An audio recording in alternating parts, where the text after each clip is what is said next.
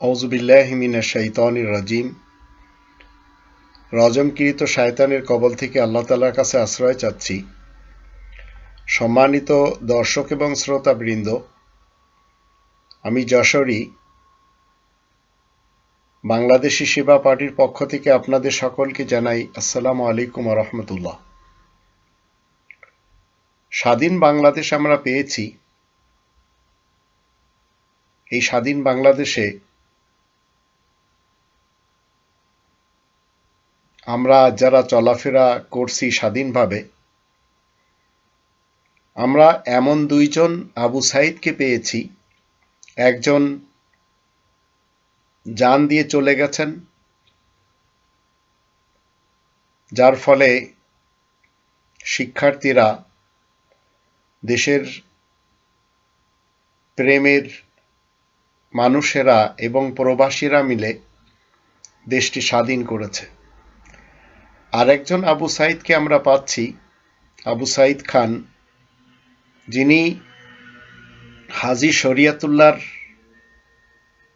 উত্তরসূরি হয়ে আমাদের দেশের মানুষকে এই কনস্টিটিউশনের দিকে ডাক দিয়েছেন। তো দুইজন আবু সাঈদ 18 কোটি স্বাধীন বাংলাদেশিদের গর্ব হলেও 118 জন উলামায়ে কুফফারদের জন্য গর্বের বিষয় না। যে বিষয় নিয়ে আপনাদের সামনে আমি এই ভিডিও তৈরি করছি, সেটি আপনাদের জীবন পাল্টে দেওয়ার জন্য। আমাদের দেশে যারা উলামায়ে কুফফার রয়েছে, কুফফার কাফের এক বচন, এর বহু বচন কুফফার, যারা ইসলামের পরিভাষায় আয়াত গোপন করে। এটি কোনো গালি শব্দ না, এটি আমাদের জানতে হবে। উলামায়ে কুফফারদের 118 জনের তালিকা, যারা আমাদের দেশে নিজ নিজ মতবাদের স্টেশন খুলে বসে আছে। এই 118 জন উলামায়ে কুফফারদের বিরুদ্ধে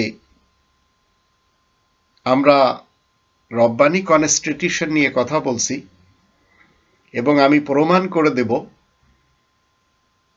আল্লাহ তাআলার এই সংবিধান মতে মুহাম্মাদুর রাসূলুল্লাহ ওয়া খাতামান নাবিয়্যিন দ্বারা সত্যায়িত হলো এই 118 জনের বিরুদ্ধে। আর যারা এই 118 জনের প্রেমে পড়ে আছেন, দাস দাসী হয়ে আছেন, নকর চাকর হয়ে আছেন, অনুসারী হয়ে আছেন, এদের বিরুদ্ধে আল্লাহ তাআলার বিশেষ বার্তাবাহক রাসূল কিয়ামতের মাঠে মামলা করবেন এবং এদের বিরুদ্ধে নালিশ করবেন। এই 118 জন উলামায়ে কুফফার এদেশের 18 কোটি মানুষদেরকে এই কোরআনের যে 5টি দাবি, সেই দাবি থেকে সরিয়ে দিয়ে তাদেরকে তাদের মতোই আয়াত গোপনকারী কাফের বানাচ্ছে। আল্লাহ তাআলার বিধান অনুযায়ী এরা সবাই উলামায়ে কুফফারদের অন্তর্ভুক্ত। এরা কোরআন লুকিয়ে রেখে নিজেদের তৈরি মিথ্যা হাদিসের, মিথ্যা রাসূলের, মিথ্যা কাবির এবং আসলাফদের মন গড়া সুন্নাতের ধর্ম প্রচার করে। তাই এই 118 জনের ফতোয়া আমরা দেখতে পাই, এক একজনের ফতোয়া এক এক রকম। বাঙালি উলামায়ে কুফফারদের এই 118 জনের নাম আপনাদের জানতে হবে। প্রথমে 1 নম্বর মাওলানা নুরুল ইসলাম অলিপুরী, 2 নম্বর মাওলানা সাজিদুর রহমান, 3 নম্বর মুফতি রিজাউল করিম, 4 নম্বর মুফতি সৈয়দ ফয়জুল করিম, 5 নম্বর মাওলানা খুরশিদ আলম কাসমি, 6 নম্বর মাওলানা আবুল কালাম আজাদ বাশার, 7 নম্বর মাওলানা জুনায়েদ আল হাবিব, 8 নম্বর মুফতি দিলাওয়ার হোসেন সাইফি, 9 নম্বর মাওলানা সৈয়দ কামাল উদ্দিন জাফরি, 10 নম্বর মাওলানা মাহমুদুল হাসান ভোজপুরি, 11 নম্বর মাওলানা মাহমুদুল হাসান ফতেহপুরি, 12 নম্বর মাওলানা মুহিব খান, 13 নম্বর মুফতি সাইদ আহমদ কলরব, 14 নম্বর মুফতি দিলাওয়ার হোসেন, 15 নম্বর মাওলানা গিয়াসউদ্দিন তাহিরি, 16 নম্বর মাওলানা আব্দুর রহিম বিপ্লবী, 17 নম্বর মাওলানা আরিফ বিল্লাহ, 18 নম্বর মাওলানা বজলুর রশিদ, 19 নম্বর মুফতি নাজিবুল্লাহ আফসারি, 20 নম্বর মাওলানা ওয়াসেক বিল্লাহ নোমানি, 21 নম্বর মুফতি নূর হোসেন নুরানি, 22 নম্বর মুফতি কাজী ইব্রাহিম, 23 নম্বর মাওলানা গুলাম রব্বানী, 24 নম্বর মুজাফফর বিন মোহসিন, 25 নম্বর আব্দুর রাজ্জাক বিন ইউসুফ, 26 নম্বর মাওলানা মাহমুদুল হাসান গুনবী, 27 নম্বর মাওলানা শাইখ সিফাত হাসান, 28 নম্বর মাওলানা মোহাম্মদ রাকিব ইবনে সিরাজ, 29 নম্বর মাওলানা ফয়সাল আহমদ হিলাল, 30 নম্বর যিনি মতিউর রহমান মাদানী, মতিউর রহমান মালদহি, উনি ভারতের পশ্চিমবঙ্গের মালদার বাসিন্দা, ভারতের গোয়েন্দা সংস্থা রয়ের হয়ে সৌদিতে বসে প্রোপাগান্ডা করেন। 31 নম্বর মাওলানা মুজিবুর রহমান, 32 নম্বর মাওলানা খালিদ সাইফুল্লাহ আইয়ুবী, 33 নম্বর মাওলানা হাফিজুর রহমান সিদ্দিকী, 34 নম্বর মাওলানা আজিজুল ইসলাম জালালি, 35 নম্বর মাওলানা মেরাজুল হক কাসিমি, 36 নম্বর মুফতি মোহসিনুল করিম, 37 নম্বর মাওলানা আব্দুল বাসেত খান, 38 নম্বর মাওলানা আব্দুল খালেদ শরীয়তপুরি, 39 নম্বর মুফতি মাহমুদুল্লাহ আতিকি, 40 নম্বর মুফতি ওসমান গনি মুসাপুরি, 41 নম্বর মাওলানা আবু নাইম মোহাম্মদ তানভীর, 42 নম্বর মুফতি শিহাবুদ্দিন, 43 নম্বর মুফতি মুস্তাইন বিল্লাহ আল উসওয়াই, 44 নম্বর মাওলানা আশরাফ আলী হরশপুরি, 45 নম্বর মাওলানা জাকারিয়া, 46 নম্বর মুফতি আমজাদ হুসেন আশরাফি, 47 নম্বর মুফতি আনোয়ার হোসেন চিশতি, 48 নম্বর মাওলানা আতিকুল্লাহ, 49 নম্বর মাওলানা বশির আহমদ, 50 নম্বর মাওলানা সিরাজুল ইসলাম মিরপুরি, 51 নম্বর মাওলানা রিজওয়ান রফিকি, 52 নম্বর মাওলানা আবরারুল হক হাতিমি, 53 নম্বর মাওলানা রফিক বিন মুনির, 54 নম্বর মাওলানা আনোয়ারুল ইসলাম জাবেরি, 55 নম্বর মাওলানা মুতাসিম বিল্লাহ আতিকি, 56 নম্বর মুফতি শেখ হামিদুর রহমান সাইফি, 57 নম্বর মাওলানা আজহারুল ইসলাম আজমি, 58 নম্বর মাওলানা কামাল উদ্দিন দাইমি, 59 নম্বর মাওলানা কামাল উদ্দিন কাসিমি, 60 নম্বর মাওলানা মুফতি রুহুল আমিন নুরি, 61 নম্বর মাওলানা মাজারুল ইসলাম মাজহারি, 62 নম্বর মাওলানা মাহমুদুল হাসান ফিরদাউস, 63 নম্বর মুফতি এহসানুল হক জিলানি, 64 নম্বর মাওলানা মাহবুবুর রহমান জিহাদি, 65 নম্বর মুফতি আব্দুল হক, 66 নম্বর মুফতি শহীদুর রহমান মাহমুদাবাদী, 67 মাওলানা ইসমাইল বুখারি, 68 মাওলানা জয়নুল আবেদিন হাবিবি, 69 মাওলানা ইউসুফ বিন ইনাম, 70 মাওলানা শাব্বির আহমদ উসমানী, 71 মুফতি জাহিদুল ইসলাম জায়েদ, 72 মাওলানা আব্দুল কাইয়ুম জামি, 73 মাওলানা আবুল কালাম আজাদ, 74 মাওলানা ইসমাইল হুসাইন, 75 মুফতি আব্দুর রহিম হিলালি, 76 মুফতি ওমর ফারুক যুক্তিবাদী, 77 মাওলানা মুর্শিদ আহমদ উজিরপুরি, 78 মাওলানা মাহবুবুর রহমান জৈনপুরি, 79 মাওলানা ফেরদাউসুর রহমান, 80 মুফতি হারুনুর রশিদ, 81 মাওলানা আবুল কাশিম, 82 মুফতি ওলিউল্লাহ, 83 মাওলানা আবু নাইম মোহাম্মদ তানভীর, 84 মাওলানা জাকারিয়া নাটোর, 85 মাওলানা আবুল হাসান সাদি, 86 মুফতি রুহুল আমিন নুরি, 87 মুফতি মামুনুর রশিদ কামালি, 88 মাওলানা আব্দুল কালাম আজাদ, 89 মাওলানা সিরাজুল ইসলাম সিরাজি নও মুসলিম, 90 মাওলানা শামসুল হক যশোরী নও মুসলিম, 91 মুফতি হাবিবুর রহমান মিসবাহ,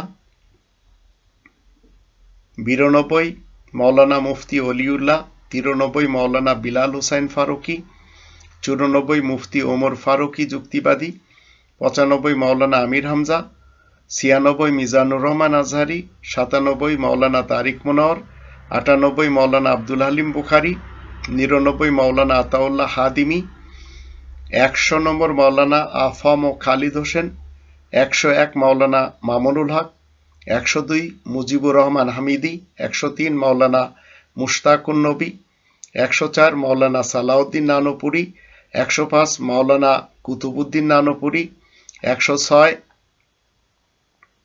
মাওলানা বিলাল উদ্দিন, 107 মাওলানা রফিকুল ইসলাম মাদানী, 108 মাওলানা রুহুল আমিন যুক্তিবাদী, 109 মাওলানা আবুল কালাম বয়ানী, 110 মাওলানা রফিকুল্লাহ আফসারি, 111 মাওলানা আবদুল্লাহ আল আমিন, 112 মাওলানা মুয়াজ্জেম হুসাইন সাইফি, 113 মাওলানা আলাউদ্দিন জিহাদি, 114 আবু বকর মোহাম্মদ জাকারিয়া, 115 মাওলানা ইনায়েতুল্লাহ আব্বাসী, 116 শায়েখ আহমদুল্লাহ, 117 মাওলানা মুশতাক মাহবুবুল আলম, আর 118 হলো হিজবুত তাওহীদের হুসাইন মোহাম্মদ সেলিম।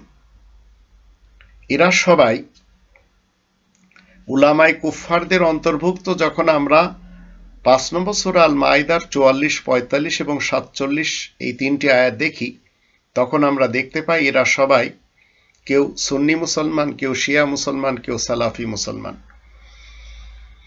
আর আল্লাহ বলছেন যে এই তিনটি আয়াতের শেষে আমরা দেখতে পাই ওয়ামাল্লাম ইয়াহকুম বিমা আনজালাল্লাহ ফাউলাইকা হুমুল কাফিরুন ফাউলাইকা হুমুজ জালিমুন ফাউলাইকা হুমুল ফাসিকুন।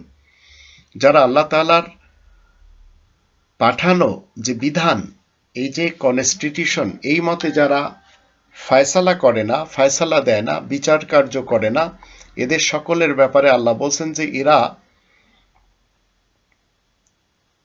আল্লাহ তাআলার এই জমিনে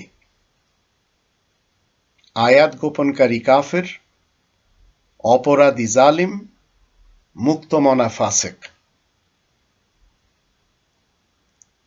এদেরই কোনো না কোনোভাবে সম্পর্ক আবার আমাদের দেশের যত ধর্মের পার্টি ফিরকা এবং মাসলাক মাযহাব রয়েছে, শিয়া মুসলমান, সুন্নি মুসলমান, সালাফি মুসলমানদের মাঝে, এরা সবাই এই রব্বানি কনস্টিটিউশনের শত্রু হয়ে আল্লাহ তাআলার আমি তিনটি আয়াত আপনাদের সামনে তুলে ধরব, তাহলে বুঝবেন এরা সবাই মিলে এই রব্বানি কনস্টিটিউশনের শত্রু। তাই এদের আবার অনেকগুলি ফিরকা পার্টি রয়েছে। আর এরা এই মুহূর্তে এই কোরআন বিরোধী হাদিস অস্বীকারী আবু সাঈদ খান সাহেবের বিরুদ্ধে মানববন্ধন করে চলেছেন। আর এক আবু সাঈদ তিনি জান দিয়ে আমাদেরকে একটি দেশ উপহার দিয়ে গেছেন, আর এক আবু সাঈদ তিনি চাচ্ছেন এই দেশে 18 কোটি মানুষ তারা কোরআনের সাথে জুড়ে যাক। তো এই দেশের সন্তানেরা তারা যেন শিক্ষাঙ্গনে এই কোরআন শিখতে পারে, সে জেনারেল শিক্ষাঙ্গন হোক অথবা ধর্মের শিক্ষাঙ্গন হোক। কিন্তু এই 118 জন উলামায়ে কুফফার এরা চায় না। এদেরকে উলামায়ে কুফফার কেন বলা হচ্ছে এর প্রমাণে আমরা এই কোরআনের 4 নম্বর সূরা আন-নিসা এর 150, 151, 152 এই তিনটি আয়াত আমরা একটু জেনে নিব। আল্লাহ বলছেন, ইন্নাল্লাযীনা ইয়াকফুরুনা বিল্লাহি ওয়া রুসুলিহি ওয়া ইউরিদুনা আন ইউফারিকু বাইনাল্লাহি ওয়া রুসুলিহি ওয়া ইয়াকুলুনা নু'মিনু বিবা'দিন ওয়া নাকফুরু বিবা'দ ওয়া ইউরিদুনা আন ইয়াত্তাখিযু বাইনা যালিকা সাবিলা উলাইকা হুমুল কাফিরুনা হাক্কান ওয়া আ'তাদনা লিল কাফিরিনা আযাবান মুহিনা ওয়াল্লাযীনা আমানু বিল্লাহি ওয়া রুসুলিহি ওয়া লাম ইউফাররিকু বাইনা আহাদিন মিনহুম উলাইকা সাওফা ইউতিহিম উজুরাহুম ওয়া কানা আল্লাহু গফুরার রহিমা।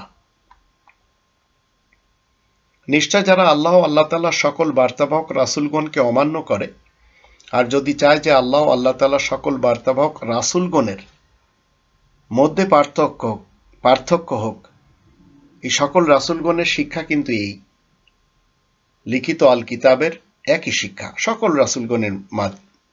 রাসূলগণের এবং নবীগণের।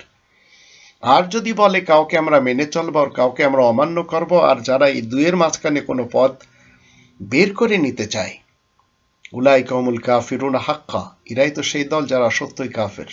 এরা সবাই আয়াত গোপনকারী। আর আমি কাফেরদের জন্যই তো চরম অপমানজনক আযাব তৈরি করে রেখেছি। 152তে বলা হচ্ছে,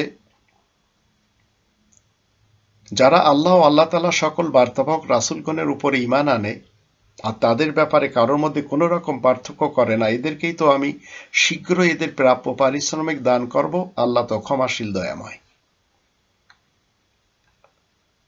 তো এই আয়াতগুলির দৃষ্টিতে আমরা জানতে পারলাম আমাদের দেশের উলামায়ে কুফফার, এই যে 118 জন আপনাদের সামনে আমি নাম তুলে ধরলাম, এরা কখনো এই কোরআনের এই সংবিধান আমাদের দেশে প্রতিষ্ঠিত হোক এর জন্য এক হবে না।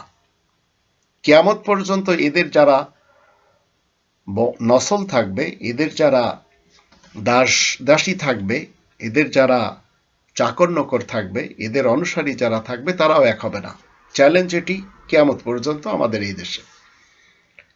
এমত অবস্থায় একজন আবু সাঈদ তিনি শহীদ হয়েছেন, আর একজন আবু সাঈদ খান তিনি চাচ্ছেন এদেশের মানুষ রব্বানি কনস্টিটিউশনের সাথে নিজেদের ব্যক্তিত্বকে সম্পৃক্ত করুক।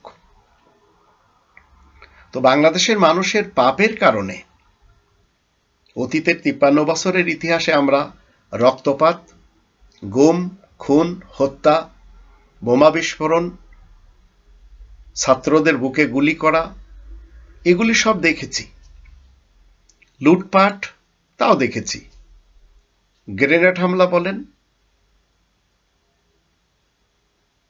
63টি জেলাতে বোমা বিস্ফোরণ বলেন, বিনা অপরাধে র‍্যাব তৈরি করে ক্রসফায়ার দেওয়া বলেন, পিলখানা বলেন, শাপলা চত্বর বলেন, হলি আর্টিজেন বলেন, 7 মার্ডার বলেন, লগি বৈঠার তাণ্ডব বলেন, এগুলি সব জাতি দেখেছে বিগত 53 বছরে।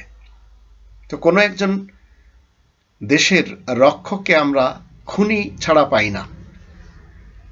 তো বাংলাদেশের মানুষের পাপের কারণে আল্লাহ তাদের অন্তরে মোহর মেরে দিয়েছেন। খতামাল্লাহু আলা কুলুবিহিম ওয়া আলা সামঈহিম, তাদের কান আবার কি করে দিয়েছেন? বধির করে দিয়েছেন। ওয়া আলা আবসারিহিম গিশাওয়া, আর তাদের চোখ কি করে দিয়েছেন? চোখের সামনে পর্দা দিয়ে দিয়েছেন। তো তারা সবাই সঠিক পথকে ভুলে গেছে, রব্বানি কনস্টিটিউশন ভুলে গেছে। অথচ কোরআন আকারে দ্বীন ইসলাম যদি আপনি বাদ দেন, তাহলে মানুষের বানানো যত ধর্ম সেগুলি কিন্তু এই কোরআন সৃষ্টি করার জন্য আসেনি। আর এটি কোনো ধর্মের গ্রন্থ না, যেটি এই উলামায়ে কুফফার এরা ধর্মগ্রন্থ হিসেবে জাতিকে শুনিয়ে যাচ্ছে। এই কোরআন একটি পরিপূর্ণ জীবন দর্শনের গাইডলাইন।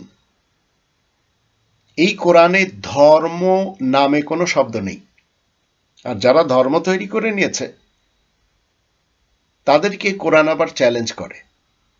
কোরআন দ্বীন ইসলাম, আর দ্বীন ইসলাম বলতে বোঝায় একটি সার্বিক, সার্বজনীন এবং পরিপূর্ণ গাইডলাইন, যে গাইডলাইনের জীবনের কোনো বিষয় অনুপস্থিত নেই, সবই রয়েছে এর ভিতরে।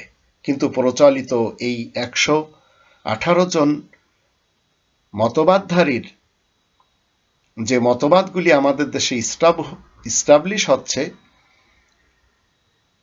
সেগুলির পিছনে গেলে এই গাইডলাইন থেকে আপনাকে দূরে সরে যেতে হবে। আর শুধুমাত্র এই কোরআন পারে পরিপূর্ণ জীবন দর্শন বাতলে দিতে। এই 118 জন উলামায়ে কুফফার এরা এটি মানে না। এই কাফের উলামা সমাজ এদেশের 18 কোটি মানুষকে এইভাবে কোরআন থেকে দূরে নিয়ে বিভক্ত করে রেখেছে। আর এদের মতবাদগুলির সাথে যদি আপনি নিজের ব্যক্তিত্বকে চিপকিয়ে নেন, তাহলে মনে রাখবেন আপনি কোরআনচ্যুত হয়ে গেছেন অলরেডি। অনুরূপভাবে আল কোরআন হল ঈমান, কুফর, শিরিক, সত্য, মিথ্যা, ন্যায়, অন্যায়, করণীয়, বর্জনীয় সহ সকল বিষয়ের ইউনিক একটি বাটখারা, সত্য এবং মিথ্যার মাঝে পার্থক্যকারী মানদণ্ড, আল ফুরকান। আমাদের দেশের মানুষ কয়েক প্রকারের লবণ খায়। লবণের প্যাকেট যেমন সন্দেহের ঊর্ধ্বে না থাকায় আপনি তাতে বিশ্বাস করতে চান না, কারণ আপনি যার কাছ থেকে 1 কেজি সবজি কিনবেন বা 1 কেজি আপনি আলু কিনবেন, তো এখন দাঁড়িপাল্লার একদিকে যদি 1 কেজি লবণের পোটলা রাখা হয়, আর একদিকে যদি আপনাকে পেঁয়াজ, আলু, মরিচ কোনো কিছু মেপে দেয়, আপনি নেবেন না। লবণের প্যাকেট যেমন সন্দেহের ঊর্ধ্বে না থাকায় আপনি তাতে বিশ্বাস করতে চান না, ঠিক ফিকা, হাদিস, তাফসির, পীর, হুজুর, বক্তা, মাওলানা, স্কলার, শিক্ষক এসব বাটখারাও কোনোভাবে সত্যের মাপকাঠি না, হতেও পারে না। শুধুমাত্র কোরআন একমাত্র নির্ভেজাল, বিস্তারিত এবং সন্দেহমুক্ত হওয়ার কারণে তাতেও আপনাকে সন্তুষ্ট থাকতে দিচ্ছি না এই বাংলাদেশের ভূখণ্ডে এই 118 জন উলামায়ে কুফার। তা আপনাকে এই বাটখারার উপরে, এই সত্য এবং মিথ্যার মাঝে পার্থক্যকারী মানদণ্ডকে আল ফুরকান হিসেবে মেনে এর উপরে সন্তুষ্ট থাকতে হবে। এর ব্যতিক্রম হলে আপনি শয়তান এবং কাফের, তাগুত এবং ইবলিস, উলামায়ে কুফার, হুজুরদের খপ্পরে অবশ্যই পড়বেন, বরঞ্চ অলরেডি পড়েও গেছেন। এর কারণে একমাত্র কোরআনের দিকে আপনাকে আমাকে ফিরে আসতে হবে যদি বাঁচতে চান। আর এই আল ফুরকানকে মজবুতভাবে আঁকড়ে ধরতে হবে 3 নম্বর সূরা আল ইমরানের 103 নম্বর আয়াত মতে, ওয়াতাসিমু বিহাবলিল্লাহি জামিআন ওয়া লা তাফাররাকু। তোমরা সবাই মিলে আল্লাহ তাআলার এই রজ্জু কোরআনকে মজবুতভাবে আঁকড়ে ধরো, আর ফিরকা, পার্টি, মাসলাক, মাযহাবে বিভক্ত হয়ে যেও না। তো এই কথা আমাদের জীবিত আবু সাঈদ খান বলছেন, আর মৃত আবু সাঈদ বুক টান করে জান দিয়ে চলে গেছেন, যদিও আমাদের দেশের এই যে উলামায়ে কুফারদের নাম নিলাম, এদের অনেকে তাকে শহীদ হিসেবে মানতেও রাজি না, বরঞ্চ তাকে এরা বলে চলেছে আত্মহত্যা করেছেন। তো এদেশের উলামায়ে কুফারদের ধর্মের যে গ্রুপ, এদের সাথে যদি আপনার সম্পর্ক থাকে, আপনাকে বেরিয়ে আসতে হবে যদি আপনি ইসলাম প্রিয় হন, যদি আপনি মুমিন এবং মুসলিম হতে চান। নইলে সরাসরি তারা যেমন কাফেরদের অন্তর্ভুক্ত হয়ে গেছে, আপনাকেও কাফের বানিয়ে ছাড়বে। এবার আসুন, আমাদের দেশের এই গ্রুপ যারা তৈরি করে নিয়েছে, দেওবন্দি, এদের আমরা 13টি গ্রুপ দেখতে পাই। তাবলিগি জামাত দেওবন্দিপন্থী, তাবলিগি জামাত সাদ কান্দেলভিপন্থী, ইসলামী আন্দোলন চরমনাই, জমিয়াতে ইসলাম অক্কাস, জমিয়াতে ইসলাম নূর হোসেন, খিলাফত আন্দোলন, খিলাফত মজলিস, ইসলামী ঐক্যজোট আজিজুল হক, ইসলামী ঐক্যজোট আমিনী, ইসলামী ঐক্যজোট মিসবাহুর রহমান, ইসলামী ঐক্যজোট ইজহারুল ইসলাম, নিজামে ইসলাম এবং হেফাজতে ইসলাম। এগুলি হচ্ছে দেওবন্দীদের 13টি গ্রুপ। আহলে হাদিসদের 15টি গ্রুপ, জমিয়াতে আহলে হাদিস, গুরাবায়ে আহলে হাদিস আন্দোলন গালিব, আহলে হাদিস আন্দোলন আব্দুর রাজ্জাক বিন ইউসুফ, আহলে হাদিস তাবলিগে ইসলাম, জমিয়াতে শুব্বানে আহলে হাদিস যুব সংঘ মুজাফফর বিন মোহসেন, মাদখালে আহলে হাদিস আকরামুজ্জামান, অল ইন্ডিয়া আহলে হাদিস, আঞ্জুমানে আহলে হাদিস, বঙ্গ ও আসাম জমিয়াতে আহলে হাদিস, সালাফি আহলে হাদিস, কুতুবি সালাফি আহলে হাদিস, শুরুলি সালাফি আহলে হাদিস, জামিয়া আহলে হাদিস। এই 118 জন যে উলামায়ে কুফফার, এদের কারো না কারোর সাথে, এদের এই গ্রুপগুলির সাথে সম্পর্ক রয়েছে। বেরেলভি গ্রুপ যারা, তাদের 16টি রয়েছে। আহলে সুন্নাহ ওয়াল জামাত চট্টগ্রাম, ফুলতলি, সিলেট, দেওয়ানবাগী, রাজারবাগী, ফুলেশ্বরী, সুরেশ্বরী, চন্দ্রপুরী, ইনায়েতপুরী, আটরশি, মাইজভান্ডারী, ইসলামিক ফ্রন্ট মতিন, ইসলামিক ফ্রন্ট জুবায়ের, দাওয়াতুল ইসলাম, মুনিবিয়া তাবলিগ কমিটি, তরিকত ফেডারেশন এবং গাউসিয়া কমিটি বাংলাদেশ। জঙ্গিদের যদি আমরা দেখি, জেএমবি গ্রুপ, আনসারুল্লাহ বাংলা টিম, হিজবুত তাহরির, হিজবুত তাওহিদ, হরকতুল জিহাদ এবং আইএস, এরা 6টি গ্রুপে। জামাত ইসলাম যদি আমরা দেখি, পুরাতন জামাত ইসলাম এবং নতুন এবি পার্টি জামাত ইসলাম, যদিও এরা জামাত ইসলাম সাথে লাগাচ্ছে না, কিন্তু সেখান থেকে এরা বিতাড়িত বলেন অথবা সেখান থেকে বেরিয়ে আসা বলেন।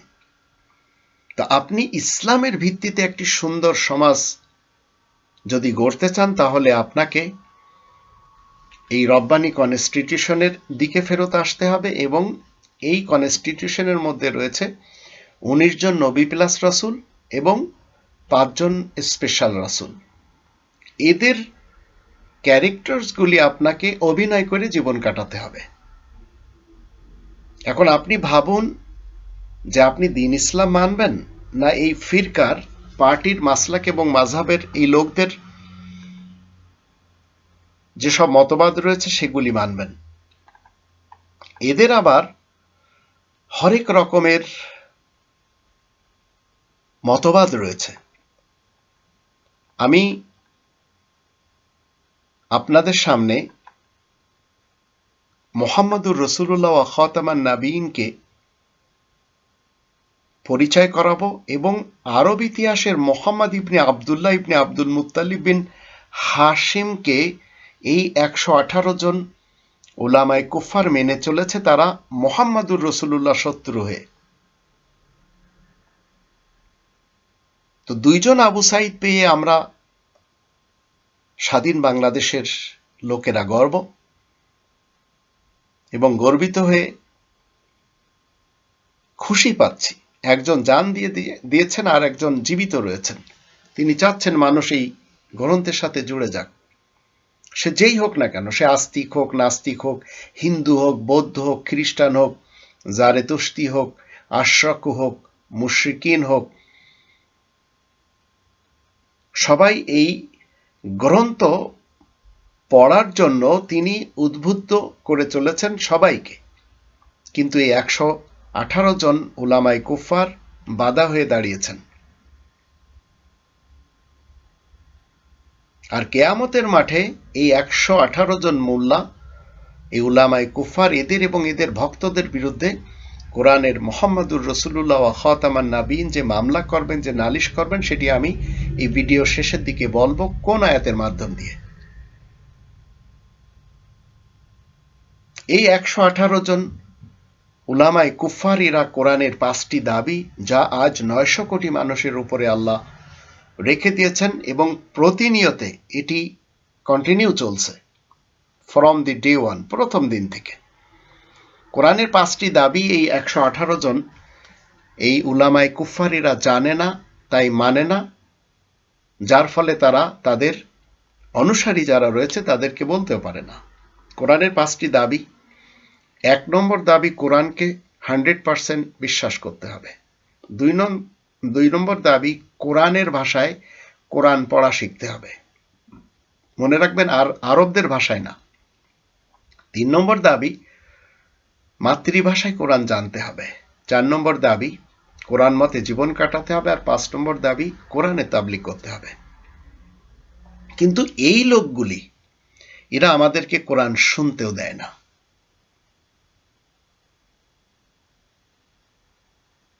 তো 39 নম্বর সূরা আজ-জুমারের 18 নম্বর আয়াতে বলা হচ্ছে, আল্লাযীনা ইয়াস্তামিউনাল কাওলা ফায়াত্তাবিউনা আহসানাহু উলাইকা আল্লাযীনা হাদাহুমুল্লাহ ওয়া উলাইকা হুমুল ওয়াউলাইকা হুম উলুল আলবাব, যারা এই বিশেষ বাণীকে বেশ কান লাগিয়ে শোনে আর ভালো ভালো কথাগুলোর অনুসরণ করে, তারাই তো সেই দল যাদেরকে আল্লাহ হিদায়াত দান করেছেন, এরাই তো সেই দল যারা উলুল আলবাব। কিন্তু এই 118 জন উলামায়ে কুফফার, এরা কালামুল্লাহকে জেনে শুনে তাহরিফ করে। 2 নম্বর সূরা আল বাকারার 75 নম্বর আয়াত মতে ইয়াসমাউনা কালাম আল্লাহ সুম্মা ইউহাররিফুনাহু মিন বাদি মা ক্বালুহু ওয়া হুম ইয়ালামুন। তো এই কাফের উলামারা জাতির সন্তানদেরকে এবং জাতির জনগণকে কোরআনের 5টি দাবি শেখায় না। এরা শেখায় কোন জিনিস? কোরআন কিভাবে সুর দিয়ে পড়তে হয়, কোরআন কিভাবে মুখস্থ করতে হয়। আর এই দুটি জিনিসের জন্য এই কোরআন কিন্তু আসেনি। আর এর জন্য এরা ধর্মের খোয়ার মাদ্রাসা তৈরি করে নিয়েছে। আর সেই মাদ্রাসাগুলিতে আমরা একের পর এক শুনে চলেছি এবং বিভিন্ন মিডিয়ার মাধ্যম দিয়ে পড়েই চলেছি যে কোথাও বলাৎকার হচ্ছে, পাছা মারা হচ্ছে, ছোট ছোট ক্ষুদে শিশুদের সাথে আবার ধর্ষণ করে মেরেও ফেলে দেওয়া হচ্ছে। যদিও এই মুহূর্তে এই স্বাধীন বাংলাদেশে এক শ্রেণীর বুদ্ধিজীবী সমাজ তারা চাচ্ছেন যে এই বলাৎকারের প্রতিষ্ঠানগুলি চিরতরের জন্য নিষিদ্ধ করা হোক।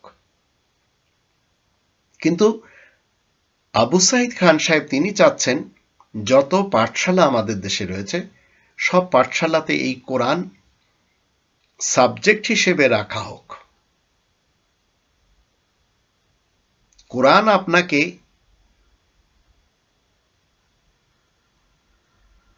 কখনো এমন সাচে নিয়ে যাবে না, এমন ডাইসে নিয়ে যাবে না যে যেখান থেকে আপনি ষড়যন্ত্রকারী, হিংসুক এবং ঘৃণা বিদ্যা নিয়ে বের হবেন। বরঞ্চ এই ধর্মগুলি এরা সবাই কি করে চলেছে? মানুষকে হিংসুক বানিয়ে চলেছে। এই উলামায়ে কুফফার মানুষকে কোরআনের চলমান মুহাম্মাদুর রাসূলুল্লাহ ওয়া খাতামান নাবিয়িনের সঙ্গী সাথী হতে দেয় না। কিন্তু এরা ইতিহাসের একজন ব্যক্তি মুহাম্মাদের দোহাই দিয়ে তার উম্মত বানিয়ে ভিন্ন ভিন্ন সেক্টরে তারা বেটে গেছে। অথচ কোরআনের 2 নম্বর সূরা আল বাকারার 213 নম্বর আয়াতে আল্লাহ তার ইসলামী কিংডমের সকল মানুষগুলিকে বলছেন, আজ 900 কোটি লোকের বসবাস, কানান নাস উম্মাতাম ওয়াহিদা। এই 900 কোটি মানুষ উম্মতে ওয়াহিদা, একটি উম্মতে এখন জীবিত রয়েছে। ফাবাস আল্লাহুন নাবিয়িন, এই 900 কোটি মানুষের মধ্যে আল্লাহ কি করেছেন? বিশেষ খবরদাতা নবীদের পাঠিয়েছেন, মুবাশশিরিন ওয়া মুনজিরিন, সুসংবাদদাতা এবং সতর্ককারী হিসেবে। ওয়া আনজালা মাআহুমুল কিতাব, এবং তাদের সকলের সাথে দিয়েছেন আল্লাহ এই লিখিত আল কিতাব। তদ্রূপ 57 নম্বর সূরা আল হাদিদের 25 নম্বর আয়াতে বলা হচ্ছে সকল বার্তাবাহক রাসূলদের সাথে আল কিতাব দিয়েছেন। তো 48 নম্বর সূরা আল ফাতহের 29 নম্বর আয়াতে আল্লাহ রাব্বুল আলামিন বলছেন চলমান আয়াত প্রচারের কারণে প্রশংসিত যে উপাধি, যাকে আরবিতে বলা হয় মুহাম্মদ,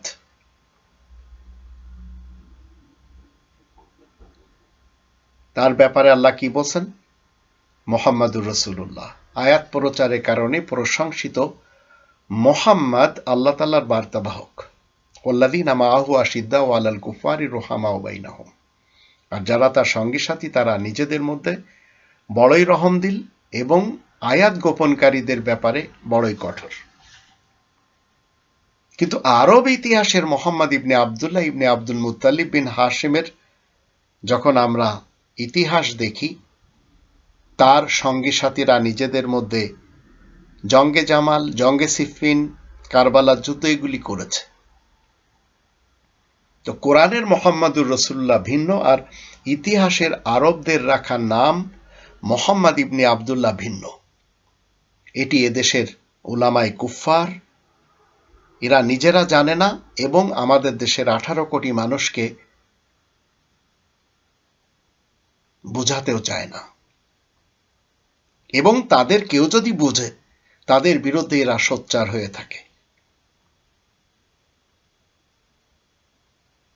তারা এই দুই মোহাম্মদের মাঝে পার্থক্য না করার দরুন 18 কোটি মানুষকে গোলক ধাঁধায় জড়িয়ে রেখেছে। অথচ আল্লাহ রাব্বুল আলামিন বলছেন 33 নম্বর সূরা আল আহজাবের 40 নম্বর আয়াতে, মা কানা মুহাম্মাদুন আবা আহাদিম মির রিজালিকুম ওয়ালাকিন রাসূলুল্লাহি ওয়া খাতামান নাবিয়িন ওয়া কানা আল্লাহু বিকুল্লি শাইইন আলিমা। আয়াত প্রচারের কারণে প্রশংসিত। মুহাম্মদ তো তোমাদের মধ্যকার কোনো পুরুষের আবা তথা বাবা, দাদা, নানা, পরনানা নয়, কিন্তু মুহাম্মদ তো আল্লাহ তাআলার বার্তাবাহক এবং সকল বিশেষ খবরদাতাদের সিলমোহর। আর আল্লাহ তো সবকিছু বেশ জানেন। তা আমাদের দুইজন আবু সাইদ, এরা একজন মৃত্যুবরণ করে রেভলিউশন এনে দিয়েছেন, পথ দেখিয়ে চলে গেছেন, আর একজন জীবিত থেকে কোরআনের রেভলিউশনের জন্য চেষ্টা সাধনা করে চলেছেন।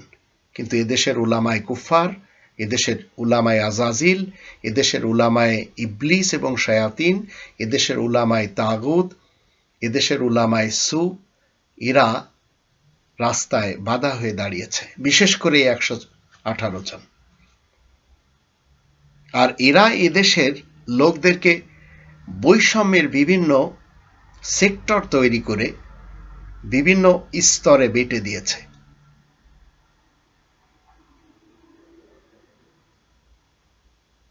ঠিক একই কায়দায় গণতন্ত্রের নামে বিএনপি বলেন এবং বিএএল বলেন, এরাও মানুষকে বেটে দিয়েছে।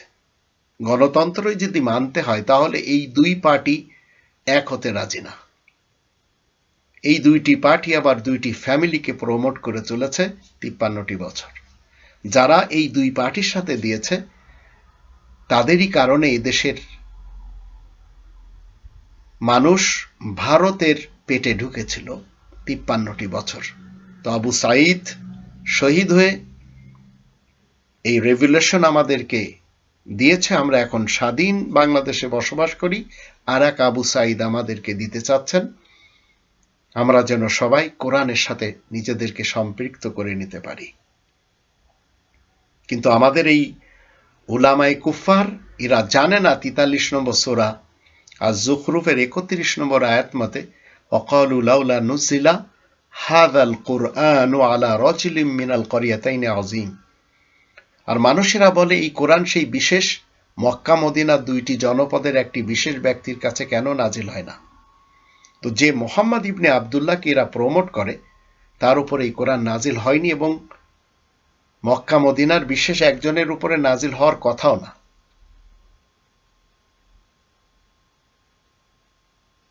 তো আমি যে মুহাম্মদ নিয়ে কথা বলবো, সেই মুহাম্মদ এই কোরআনের চলমান উপাধি।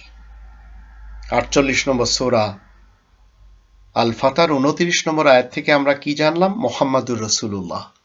আয়াত প্রচারের কারণে প্রশংসিত। মুহাম্মদ আল্লাহ তাআলার বার্তাবাহক রাসূল, আল্লাহ তাআলার বার্তাবাহক। যারা তার সঙ্গী সাথী, তারা নিজেদের মধ্যে রহমদিল আর আয়াত গোপনকারীদের ব্যাপারে কঠোর। তাই এই 118 জন আয়াত গোপনকারী উলামায়ে কুফফার, এদের ব্যাপারে আপনাকে আমাকে মুহাম্মাদুর রাসূলুল্লাহ সঙ্গী সাথী হয়ে কঠোর হতে হবে। আর যখন আপনি মুহাম্মাদুর রাসূলুল্লাহ এই উপাধি ধারণ করতে পারবেন, এই কোরআন থেকে আপনার উপরে নাজিল হবে। 47 নম্বর সূরা মুহাম্মাদের 2 নম্বর আয়াত তার প্রমাণ।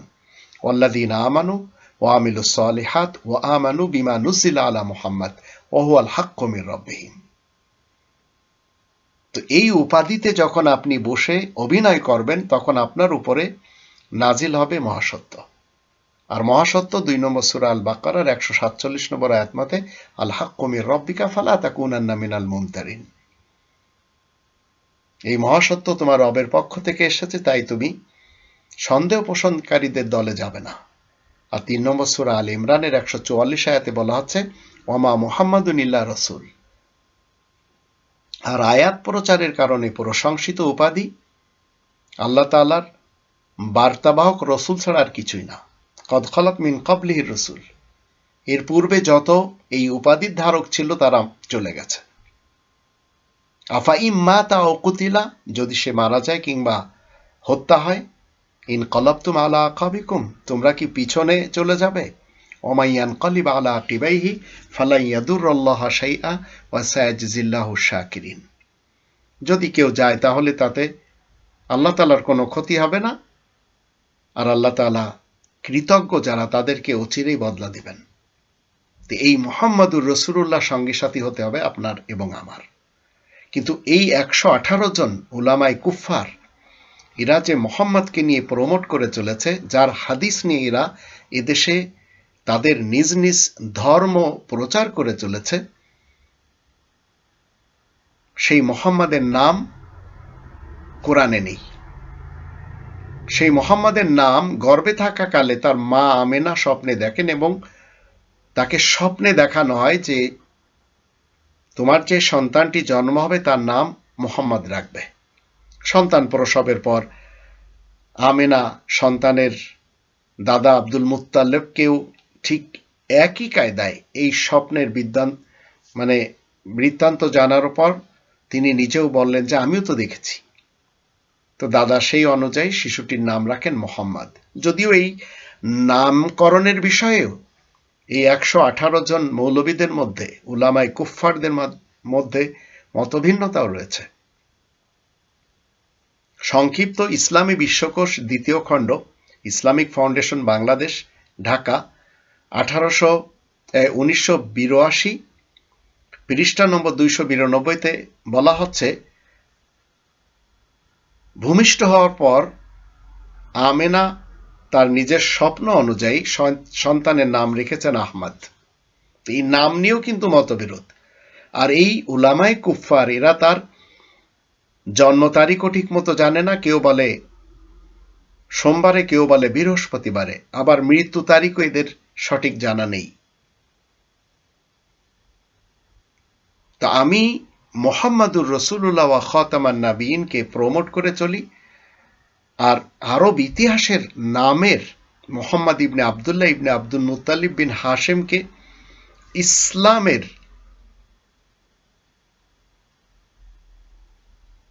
একটি অধ্যায়ও আমি রাখতে পারি না যখন তার ইতিহাস পড়ি। যেমন ধরুন, 25 বছর যখন তার বয়স হয়, তখন খ্রিস্টান হয়ে খ্রিস্টানের রীতিনীতিতে খাদিজার সাথে বিয়ে করে। আর ওরাকা ইবনে নওফেল ছিল খাদিজার চাচাতো ভাই, যে কিনা একজন ফাদার ছিল খ্রিস্টানদের। আবার 40 বছর বয়সে হীরা গুহাতে বসে যখন তাকে বলা হয় ইকরা, তখন উত্তর দেয় মা আনা বিকারি। 40 বছর বয়সে একটি লোক বলছে আমি পড়ালেখা জানি না। তার 40 থেকে 63 বছরের 23 বছরে 57টি যুদ্ধ করেছে। আবার নিজের ফ্যামিলির, সেই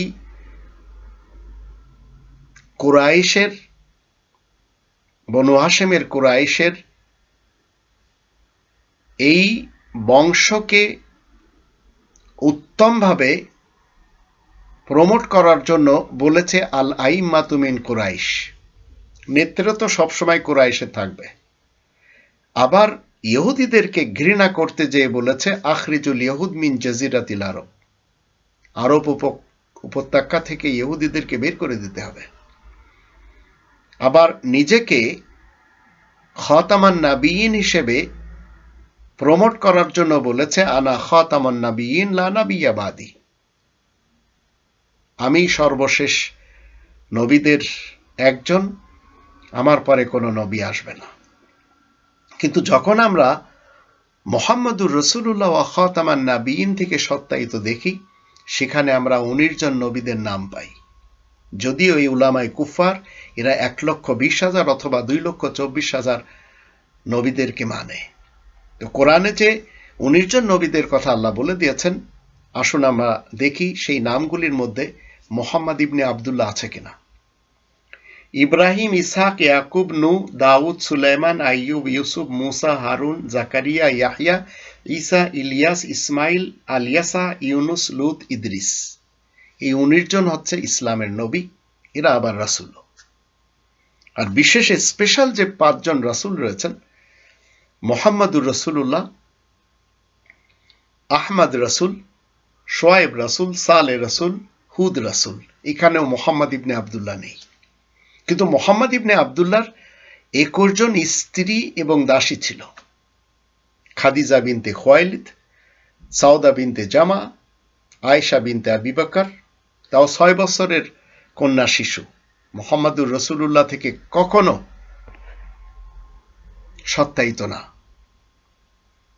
হাফসা বিনতে ওমর, জয়নাব বিনতে খুজাইমা, উম্মে সালামা, জয়নাব বিনতে জাহাশ, জুয়াইরিয়া বিনতে আল হারিস, রামাল্লাহ বিনতে আবি সুফিয়ান, সাফিয়া বিনতে হুয়াই, মাইমুনা বিনতে আল হারিস, রায়হানা বিনতে জায়েদ, মারিয়া আল কিপ্তিয়া। রায়হানা এবং মারিয়া এই দুজন উপপত্নী, বিয়ে ছাড়া, যাকে আমরা গার্লফ্রেন্ড বলি। তার এদের থেকে আবার সন্তান হয়েছে। আসমা বিনতে নোমান আল কিন্দিয়া, আমরা বিনতে ইয়াজিদ, ফাতিমা বিনতে দাহাক, জামিলা আল জারিয়া, তুকানা, উম্মে শোরাইক, মুলাইকা। এই 21 জন হচ্ছে মুহাম্মদ ইবনে আবদুল্লাহ ইবনে আব্দুল মুত্তালিব বিন হাশিমের স্ত্রী এবং গার্লফ্রেন্ড। এই কোরআনের চলমান মুহাম্মাদুর রাসূলুল্লাহ এই উপাধি যিনি ধারণ করেন, তিনি তার মুখের বাণী দিয়ে আমাদেরকে কি শিক্ষা দেন? কোরআনের 69 নম্বর সূরা আল হাক্কা এর 40 নম্বর আয়াতে বলা হচ্ছে, ইন্নাহু লাকাউলু রাসূলিন কারীম, নিশ্চয়ই এই কোরআন একজন সম্মানিত রাসূলের মুখের বাণী।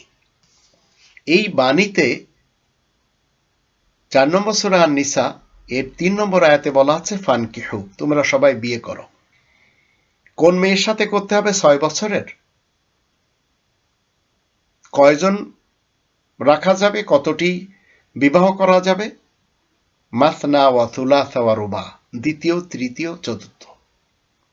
কিন্তু মুহাম্মদ ইবনে আবদুল্লাহ ইবনে আব্দুল মুত্তালিব বিন হাশিমের 21টি স্ত্রী, যা আমরা শুনলাম এখানে, 2টি বিয়ে ছাড়া। আমাদের দেশের লোকেরা 11টি জানে, কিন্তু ইতিহাসে এটি রয়েছে। মুহাম্মাদুর রাসূলুল্লাহ আমাদেরকে কি শিক্ষা দিচ্ছেন? 4 নম্বর সূরা আন-নিসার 6 নম্বর আয়াত মতে, ওয়াবতালুল ইয়াতামা হাত্তা ইযা বালাগুন নিকাহ। বালাগুন নিকাহ, একটি মেয়ের যখন বয়স হবে, যখন প্রথম মাসিক হবে, তখন সে বালেগ হয়। 6 বছরের আয়েশা বালেগ হয়েছিল? 6 বছরে কোনো নারীর, কোনো মেয়ের এই পৃথিবীতে মেনস্ট্রুয়েশন হয়? কিন্তু আমাদের দেশের এই উলামায়ে কুফার 118 জন, যাদের নাম আপনারা শুনেছেন, এরা সবাই এগুলি সব বৈধ মনে করে। কারণ তারা মিসগাইডেড হয়ে আছে, কোরআনের মুহাম্মাদুর রাসূলুল্লাহ ওয়া খাতামান নাবিয়িনকে ছেড়ে ইতিহাসের মুহাম্মদ ইবনে আবদুল্লাহ ইবনে আব্দুল মুত্তালিব বিন হাশিমকে মেনে চলেছে এবং মনে করে চলেছে মুহাম্মদ ইবনে আবদুল্লাহ তিনিই হলেন মুহাম্মাদুর রাসূলুল্লাহ, আর তিনিই হলেন খাতামান নাবিয়িন। অথচ এই মিসগাইডেড 1400 বছর থেকে চলে আসছে।